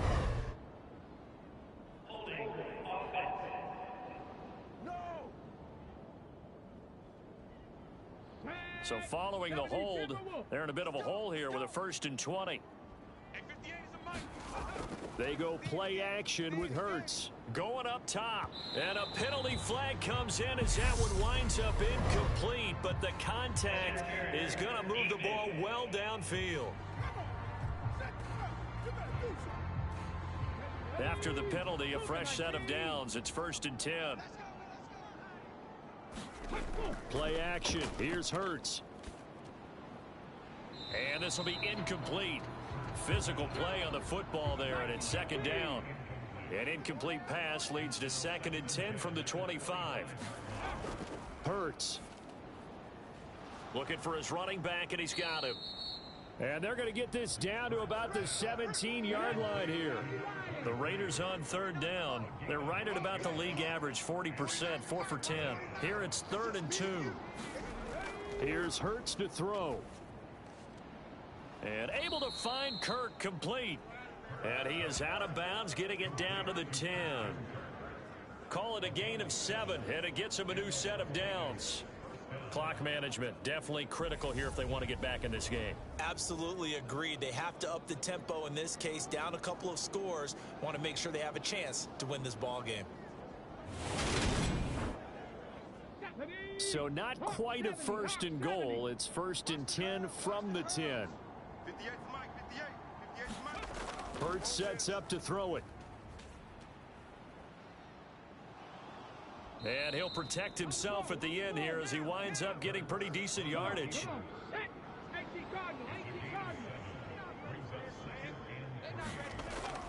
On 2nd down, they'll run with White. And they'll get him down just shy of the goal line at about the 1. Play number 7 coming on this drive. It's 3rd and inches. They'll look to throw here. That's going to be caught by Williams for a Raiders touchdown. A great play there. His first touchdown here of the new campaign. And the Raiders have made it a one-score game again here in the 4th. No surprise there. 3rd and goal down here. That's where they're going to look for their tight end. Yeah, you want that big guy running his routes because it doesn't matter who they cover him with. If it's another big guy, he might use his bulk against him. If it's a shorter defender, might go over the top. Either way, you tend to find a little bit of a mismatch in that area. Extra point by Carlson, up and good. And now things get a bit more interesting here in this 4th quarter. On is the Raider kickoff unit now as they will send this one away. Fielded just outside the goal line. And a decent return out to the 27-yard line.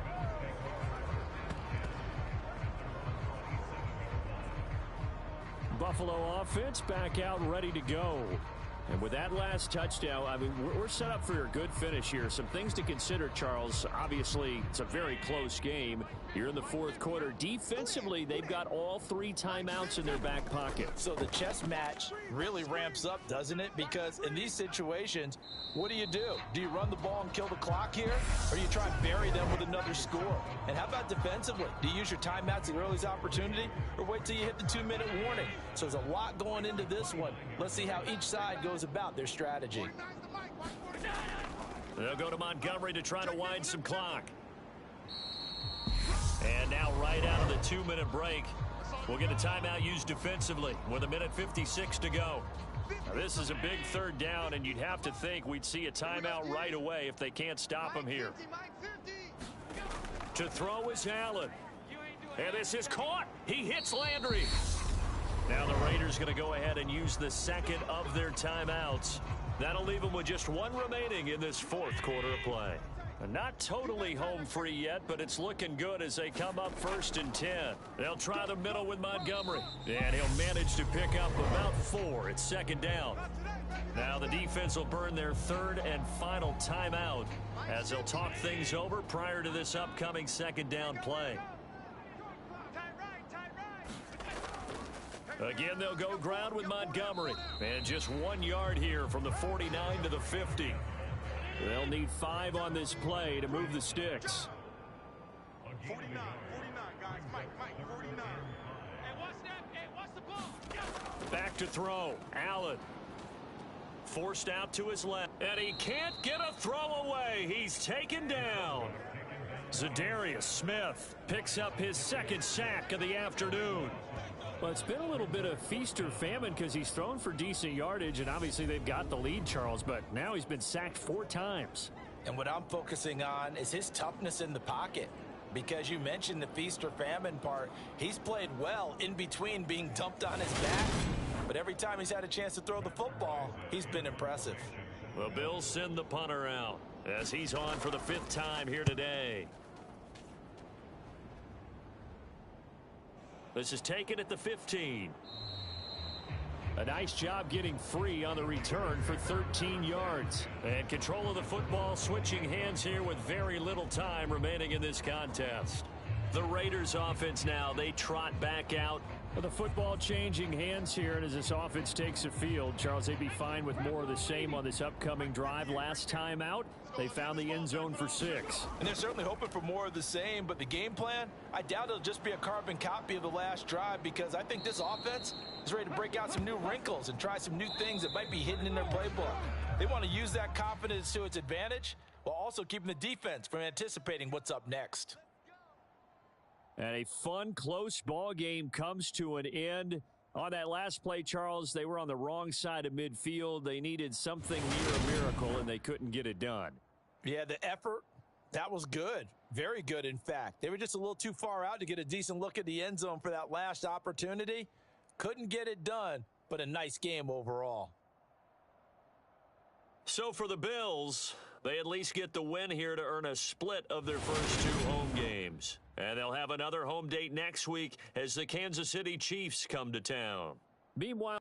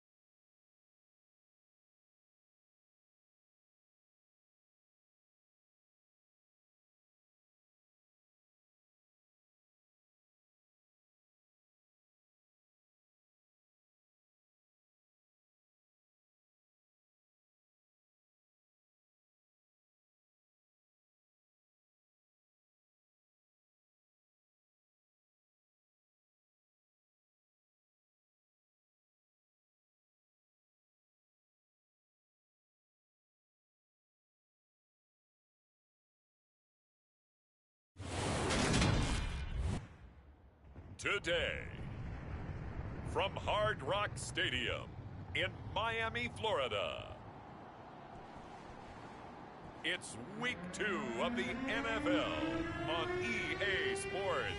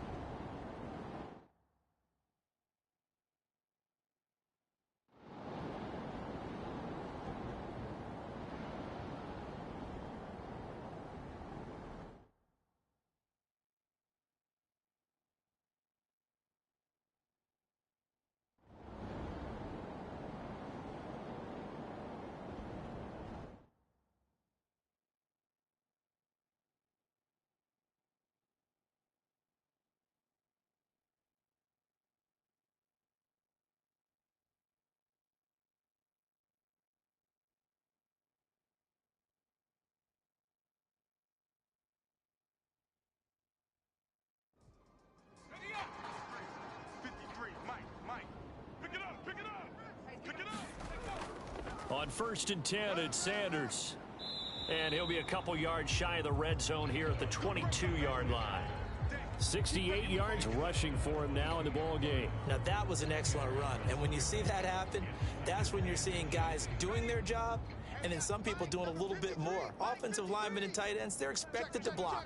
But the wide receivers, all they want to do is catch passes. So when they block on a big-time running play and create extra space, you've kind of hit the jackpot there. And they work this near the 5. He'll be stopped at the 6. That one goes for 16 yards. It sets him up 1st and goal. Well, clear running situation. Trying to take time off the clock. He ran the previous play, set that play action up nicely. Boy, did they ever, because they had shown the ability to run the football. So now you lose your keys as a defense. You dive for the running play, and they hit them over the top.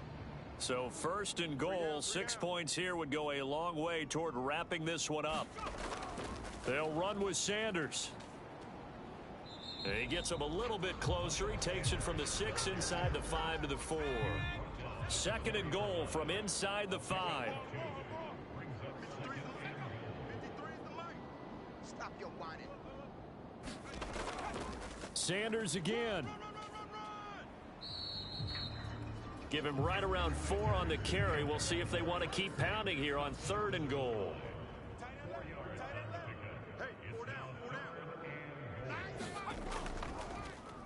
And they'll try and run the option to pick it up. And he will not only not get the yard he needed, he goes the wrong direction. A rough go there on 3rd down, a loss of 4. Considering they've seen him have some big gains against them throughout this game, that's got to feel like a measure of revenge as they trap him behind the line of scrimmage for a loss. So here we go. Maybe the biggest kick of the game forthcoming. This to at least make it a 5-point cushion. And his kick is good. And that will push the lead up to 12-7.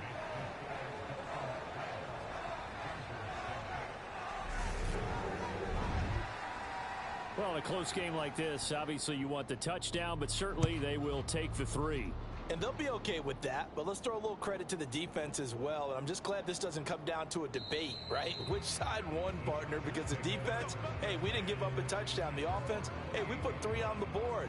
Either way you look at it, I think both sides gained something out of that drive. The offense for Los Angeles returns to the field. See if they can put this drive in the end zone, Charles, because it's been a little bit of a rough go at times. They've had to punt the football a ton in this ball game because of stalled-out drives. So are you saying that you're kind of tired of seeing the punter run out there and do his thing during this game? Is that what you're trying to say? Well, I mean, I'm okay with it. I have a feeling that this offense, they don't want to see the punter again. And frankly, the punter doesn't want to run out there anymore himself. He would love to see his offense put together a drive and give his leg a rest. And we see another pitch and catch there to the running back. This position just continues to evolve. They become just as critical to the passing attack as a lot of receivers, tight ends, because their ability to make people miss in the open field can really generate big plays for an offense.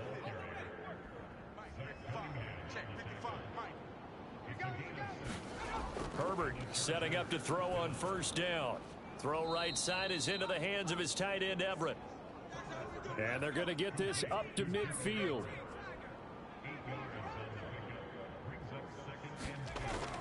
On second down, Eckler. And he'll get it down to the 47 here. They'll get 3 as the drive continues. It's a first down. 2nd and 2 is prime time for a little bit of a gamble, isn't it? Open up the playbook, go play action, toss that bad boy deep. But in this situation, go ahead and give it to your back. Let him pick up a first down. Keep the sticks moving. And they go backwards here, losing yardage back at the 48-yard line. He'll lose a yard there, and it's 2nd and 11. There's no question that coming into this game, this defense was pretty vocal about his desire to take this running back out of his game.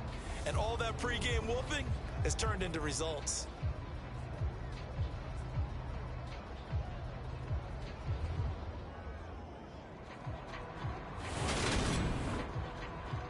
So after the loss of a yard, they'll look to push forward here on 2nd down and 11. Herbert now. And he'll find Everett there, complete. And he's got another first down as he's brought down at the Dolphins' 37. Justin Herbert looking to pass. And he will find his man on the end route, complete. And he'll be marked down right at the 20-yard line. Tell you what, he's been able to put the ball in some tight spots all game long. That throw, no different. Yeah, a lot of people would call it a gutsy type of a throw. I think he looks at it as, I can do it, so it's not that big of a deal to me, and I'm going to keep firing.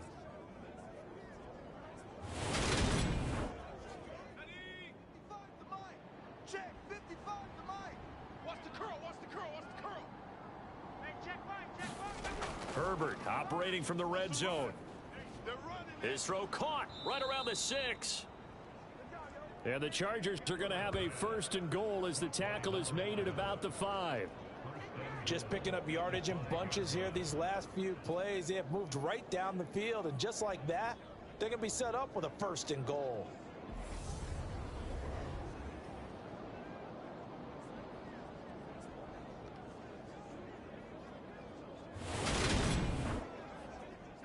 Only way to get the lead here, of course, with a touchdown, and that's what they're gunning for on 1st and goal. Herbert will give this one to Eckler, and he is going to lose yardage here.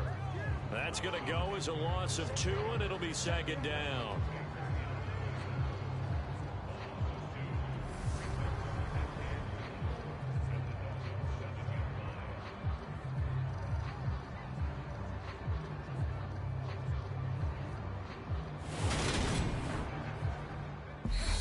Fourth quarter, down to the final 2 minutes, and we've got a 1-score game. So it's Charger football as we welcome you back from the 2-minute warning. And they're knocking on the door. 2nd and goal now in a 1-score game. 7 big yards on the carry there to get him within range of the goal line with 3rd down upcoming. Herbert. And this is caught. He's got it. Touchdown, L.A. Gerald Everett, his first touchdown of the new season. And the Chargers have taken a 4th quarter lead. Well, that's just how they drew it up, CD. His first read was there, got it to him quickly and into the end zone. And now remember, all touchdowns are reviewed, and in a tight game like this, they're going to take a good long look at it. They're taking a peek at whether or not those feet were in bounds, and obviously a big call here in the end zone. And not just the feet. How about the hands? How is the ball possessed while the feet are hopefully getting down in bounds? That's what they're trying to look at to see if it all comes together. So they called it a touchdown originally, and this will stay a touchdown after the video review, so they had it right. They're going to try and run. And he'll be tackled short of the goal line. But there is a flag down. Let's see what the call is here.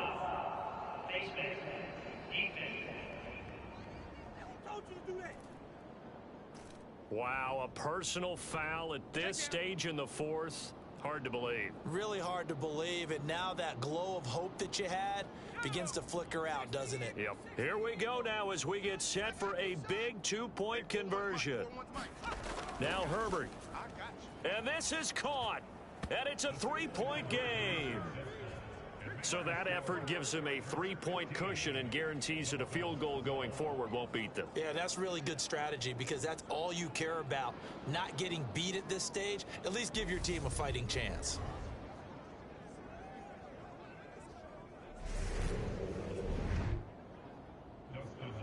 Following the touchdown, Dustin Hopkins will kick it away.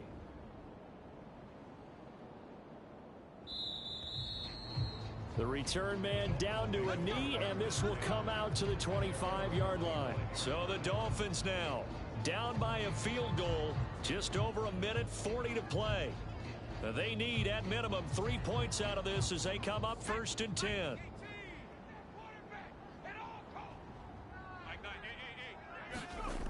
He's back to throw.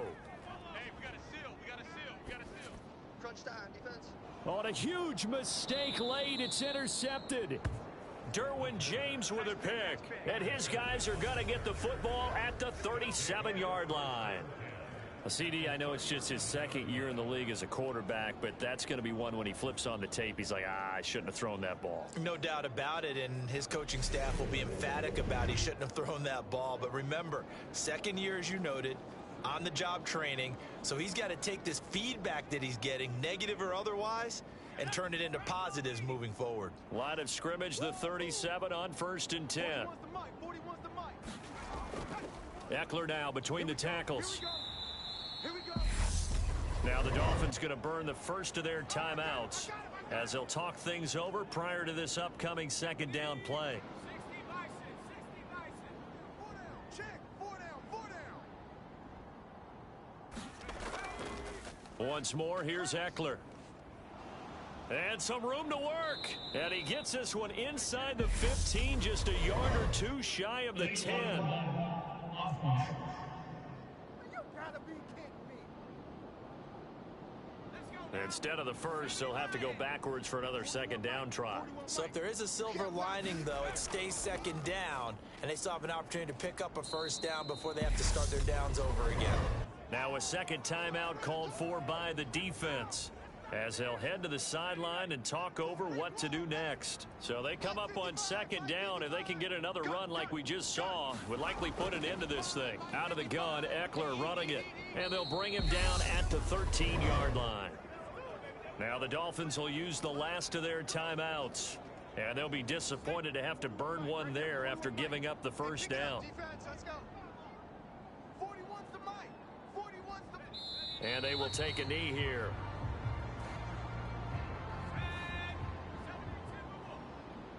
4 down. Check, check.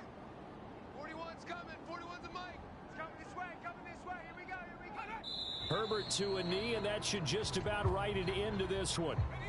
And with a 3rd and 13 here, the defense in a dime look.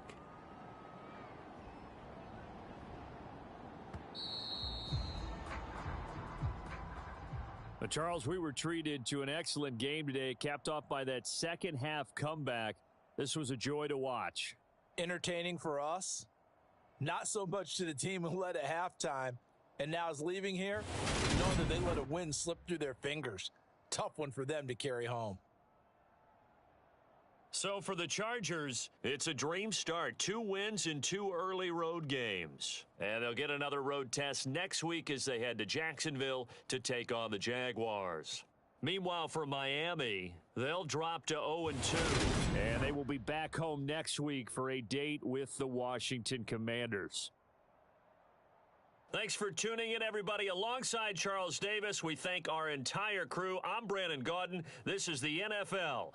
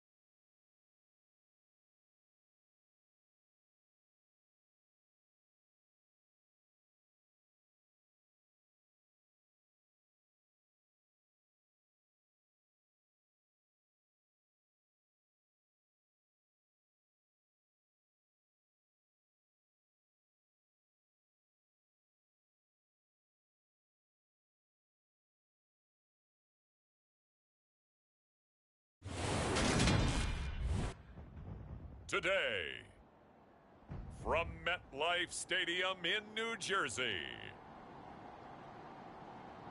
it's week 2.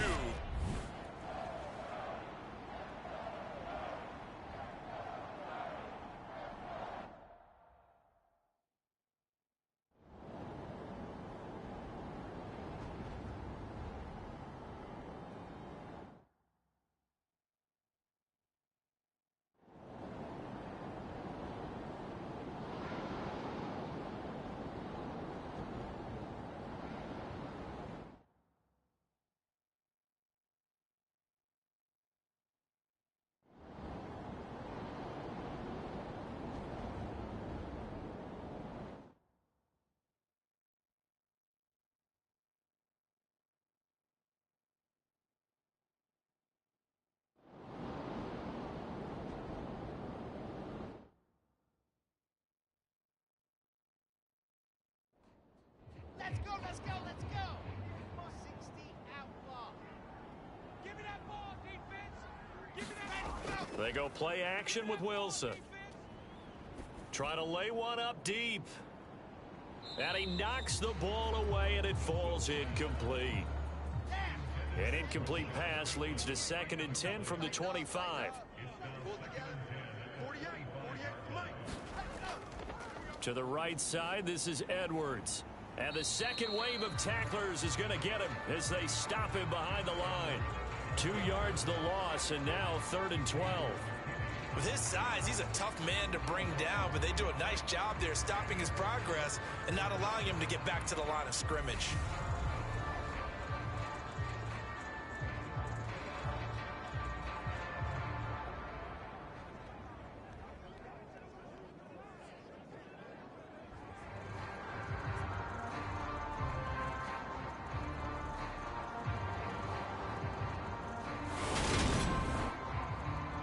This offense on 3rd down today, they've converted 1/3 of their opportunities, 3 for 9. This is 3rd down and 12. A swing pass here to Edwards. And he'll be stopped at the 27-yard line, well short of the 1st down marker. He did his best to just get 4 out of that, but not enough. And now 4th down. We can make this one pretty simple. Locked up all of his progressions downfield, forced to get it to his running back. But how about the way they ran to the football and knocked him down to force a 4th down?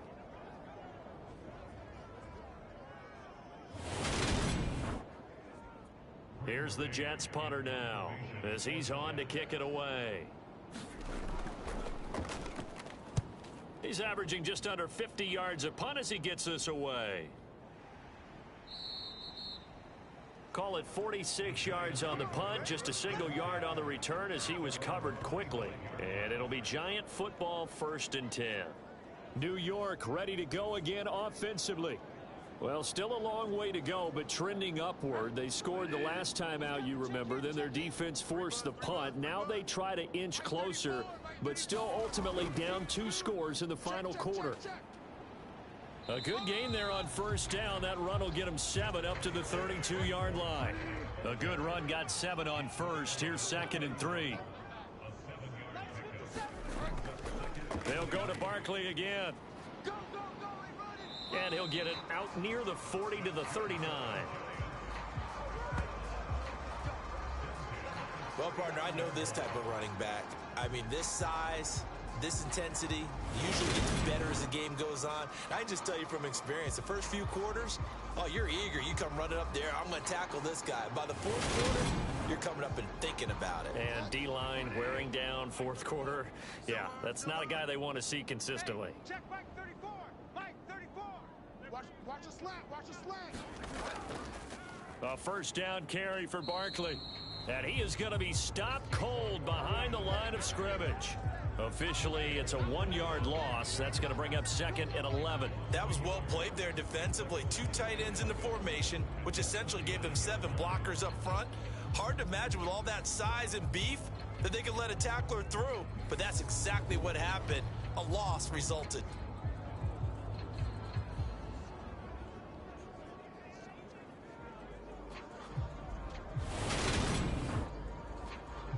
Looking at a 2nd and 11 now after the loss. All day, defense, all day. Now Bridgewater. They'll set up the screen to Barkley. And he'll be taken down, but not before they work this to the 45. And when you have success throwing the football, the old cliche becomes true. The playbook opens up wide, and these screen passes, they become even more difficult to stop.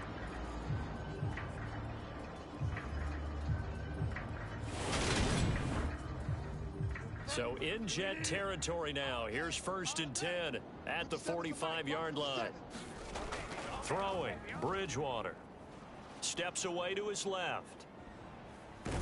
And he'll go out of bounds after taking it a little further down inside the 40.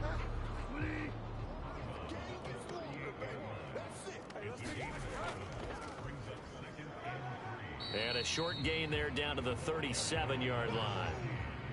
Trying to keep the drive going here. This is play number 7 on 3rd and 2. And they'll give him another shot here on the ground. And he's able to get it to the 33. Good enough for a first down.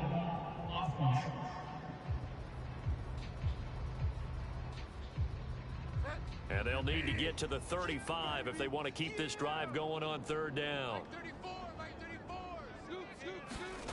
Bridgewater to throw it. This pass into the hands of Bellinger. 2 yards on the pickup there. And that's going to bring up a 4th down.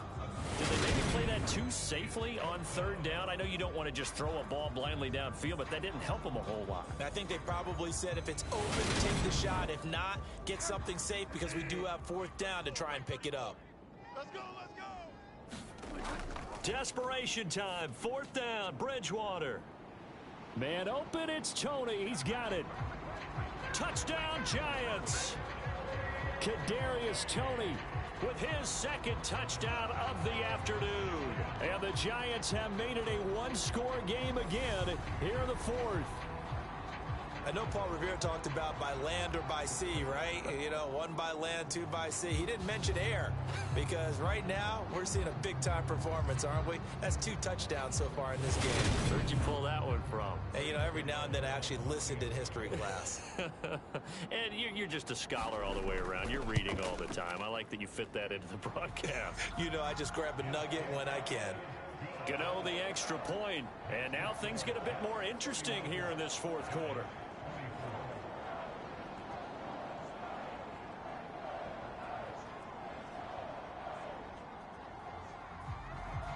Set now to kick this one away, and off it goes. Fielded just outside the goal line. And beyond the 20, but not by much. In fact, just a yard pass there to the 21. The former Minnesota Golden Gopher Rashad Bateman leading this offense back onto the field. And I know that they've double-teamed him a couple times, but not a ton. Whatever they're doing isn't working. He's up over 100 yards. We'll see how they adjust. And when they do that, they weaken their defense in other places as well. And how many times have we done games where we've seen a guy have a big game like this, but it's usually not by himself, is it? Right. Usually it opens it up for other people to have big games as well. Up the middle, it's Edwards. And he can muster only a couple here to the 24. One of the bigger plays in the game thus far. The crowd getting into it as we come up on a big 3rd down. Going to throw right side here, complete. And he is going to have a Jets 1st down as they're able to get the 3rd down conversion. And that pickup of a 1st down, that's going to leave a mark because they really needed to stop them there, didn't they? So frustrating. Defensively, you're a play away from getting that football back here. Down late, tough. Now they've got to find a way to create a turnover or takeaway. Otherwise, this one will probably get away from them. Working with a lead, trying to get to 2-0. Here's 1st and 10. To throw is Wilson. Open man here is Conklin. And this will leave him a yard short. Nice pickup of 9 yards on 1st down.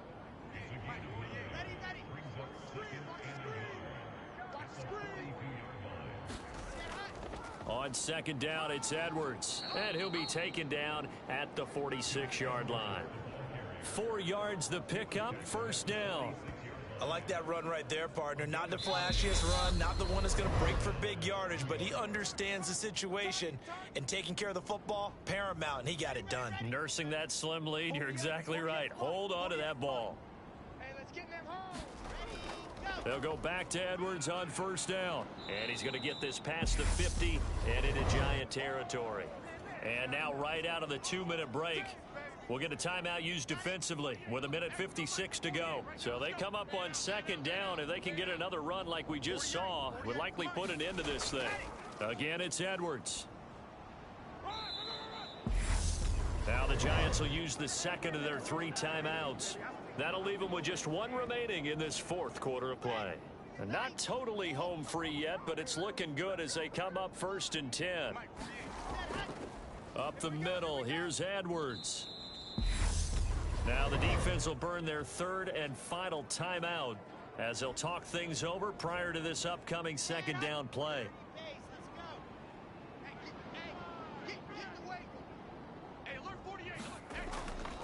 Now a handoff, Edwards. And he'll be brought down at the 21, just shy of the 20 in the red zone.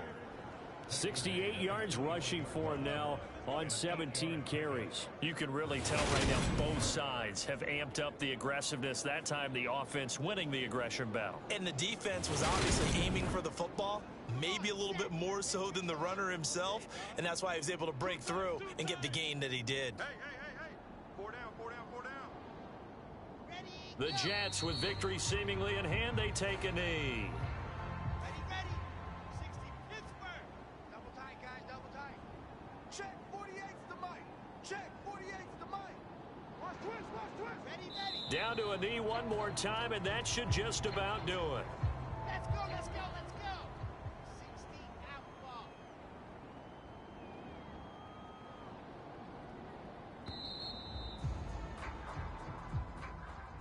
A couple more minutes, and maybe the outcome of this one, Charles, would have been different, but ultimately time runs out on the comeback, so it falls short, and they hold on to win this by just 1 possession. Not the 4th quarter they wanted, but they did earn the win, and they'll be happy about that, and they should be. Now they're going to go back to practice, see what they can do to prevent a future lead from slipping away like this one was. So for the Jets, it's an early road victory as they move to 2-0 now on the young season. And they'll return home next week to take on the New England Patriots. Meanwhile, for the Giants, they'll drop to 0-2. And they'll look to regroup next week as they head to L.A. to take on the Rams.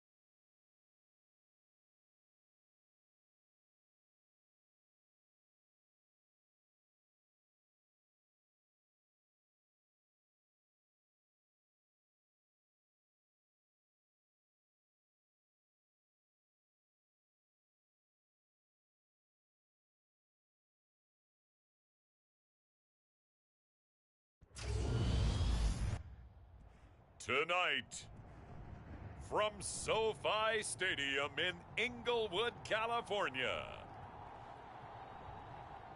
it's a special prime time edition of the NFL on EA Sports.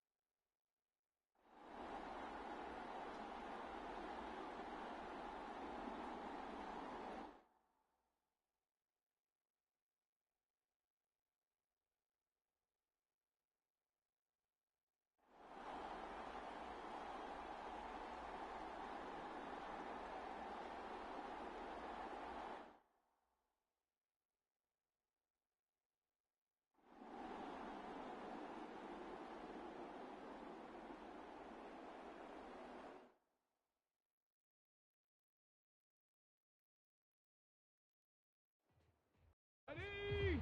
Cowboy 80. 53 is Mike. Watch the run. Mike, 53. 53, Mike. Walker now on 1st and 10. And they'll get this just to the 47. 1-yard gain. Here's 2nd and 9, just a yard on that last run. He'll drop to throw. Oh, no, he lost the football.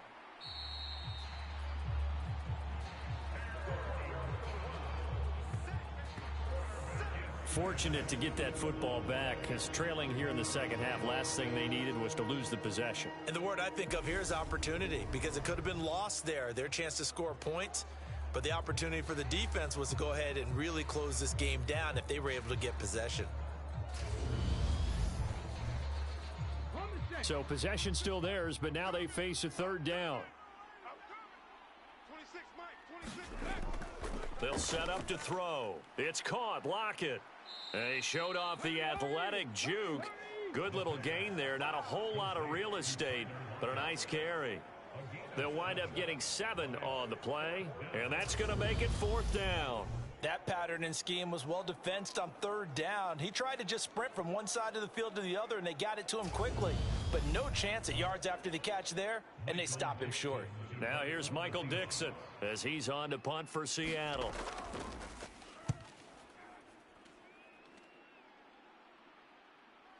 And this will be taken at the 13. Now, a nice job on the return there, 16 yards. And the Rams will go on offense here with a 1st and 10.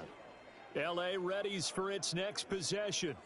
These guys definitely hoping for a better showing than their last appearance. They couldn't really even move the football much beyond the shadows of their own goalpost, Charles. We'll see if they can get a better, more sustained drive going here. Yeah, and every team that we ever talk to says the exact same thing. When you start a drive from that deep in your own territory, the goal is a minimum of at least 2 first downs, because even if you have to punt then, you change the field position, right? You flip the field a little bit. They didn't get that done. This time they want to string together a nice drive and help themselves out. Now, that was just absolute perfect man coverage. Nowhere for them to go with the football. Led to a sack, and that's really difficult to do in today's NFL with all these gazelles running around that you're trying to cover in the secondary.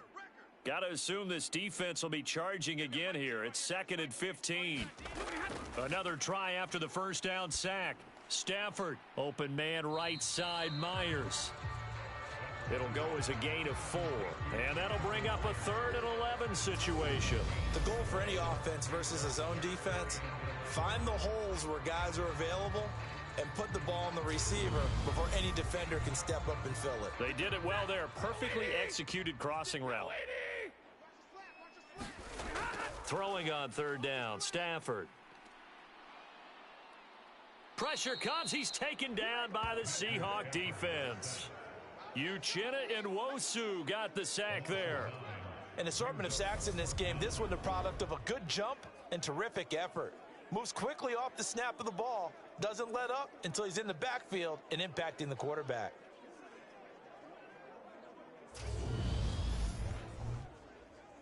Here comes the Rams punter now as he's on here to punt it away. Averaging over 50 yards a punt so far as this one's away. A 40-yard punt, 1 yard on the return, and it'll be Seahawk football, 1st and 10. And we will get another look at Seattle's offense. Their defense accomplished step 1 of the mission. They forced the punt. Now they'll look to erase that deficit and take a 4th quarter lead. Good starting field position here for the Seahawks as they come up 1st and 10 at their own 37. A throw left side to start out. That's complete. And they're going to get this up to midfield. Complete to DK Metcalf. A gain of 13 yards. From the midfield stripe, they'll look to throw. That completes it again to Metcalf. And they'll get this down to the 42-yard line. Here we go. 19 Tiger, 19 Tiger. Brings up 2nd and 2. On 2nd down, it's Walker. And he'll be brought down, it looks like right at the 40. This offense hoping to avoid the 0-2 start. They trail, but they've got a 1st and 10 here. Back to Walker on 1st down.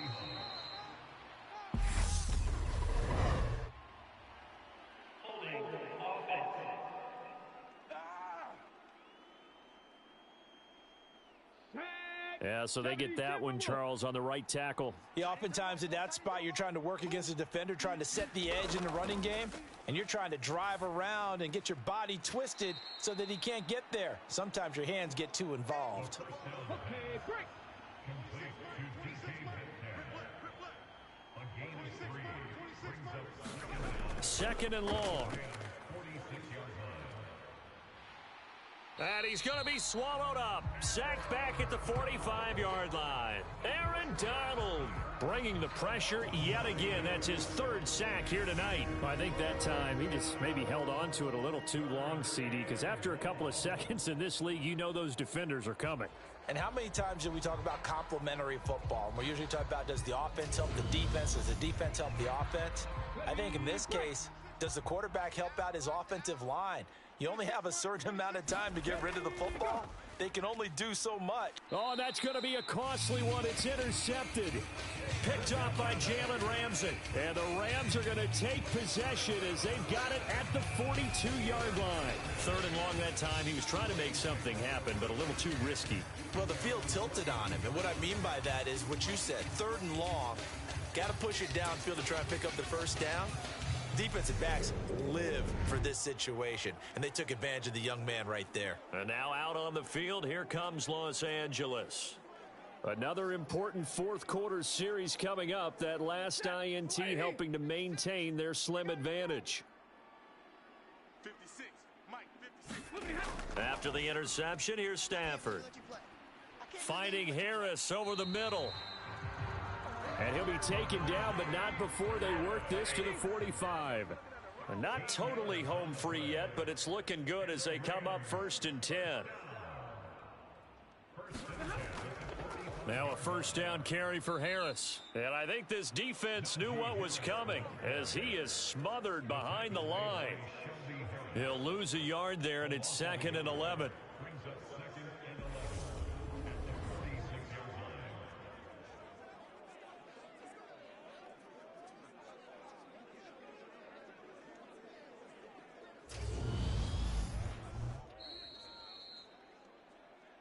Fourth quarter, down to the final 2 minutes, and we've got a 1-score game.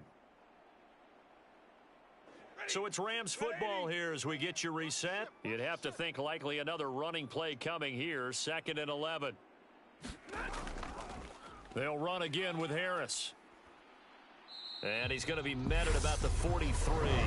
So fresh out of the 2-minute warning, and here's another timeout taken with 1:55 remaining. Now, this is a big 3rd down, and you'd have to think we'd see a timeout right away if they can't stop him here.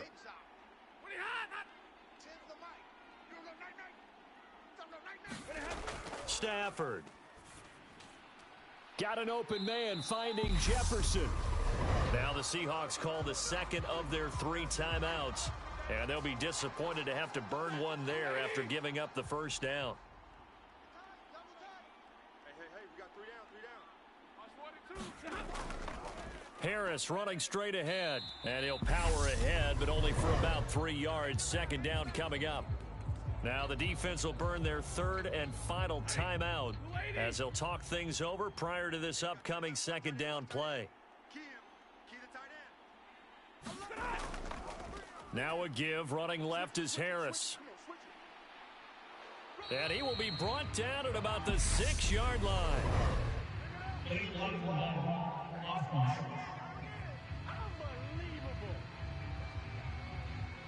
Well, an unfortunate time for the penalty there. That cancels out a positive play from this offense. Well, not to sound too trite or too accepting, but you and I both know it happens. You got to accept it and move on. Yardage, you got to get back. Focus on the next play. Move on.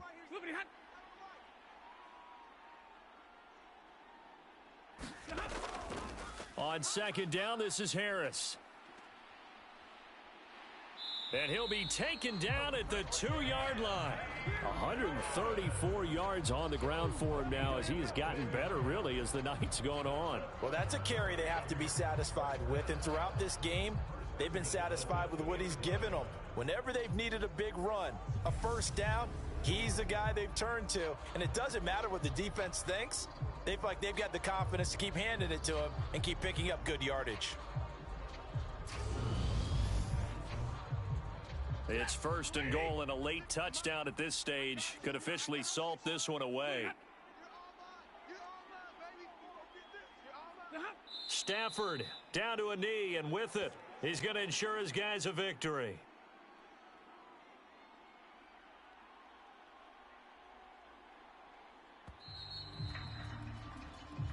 So the L.A. Rams with a victory here, and they were spurred on by a strong performance in that fourth quarter as they held their opponents off the scoreboard. Everyone wants to pitch a shutout for the entire game, but when you throw one in the fourth quarter, that tells everyone that you're getting stronger and dominance is starting to take over, right? The way that you close, the way that you finish, that gets preached to you from the time you're playing Little League football all the way up through, and they closed them out with a big-time performance down the stretch.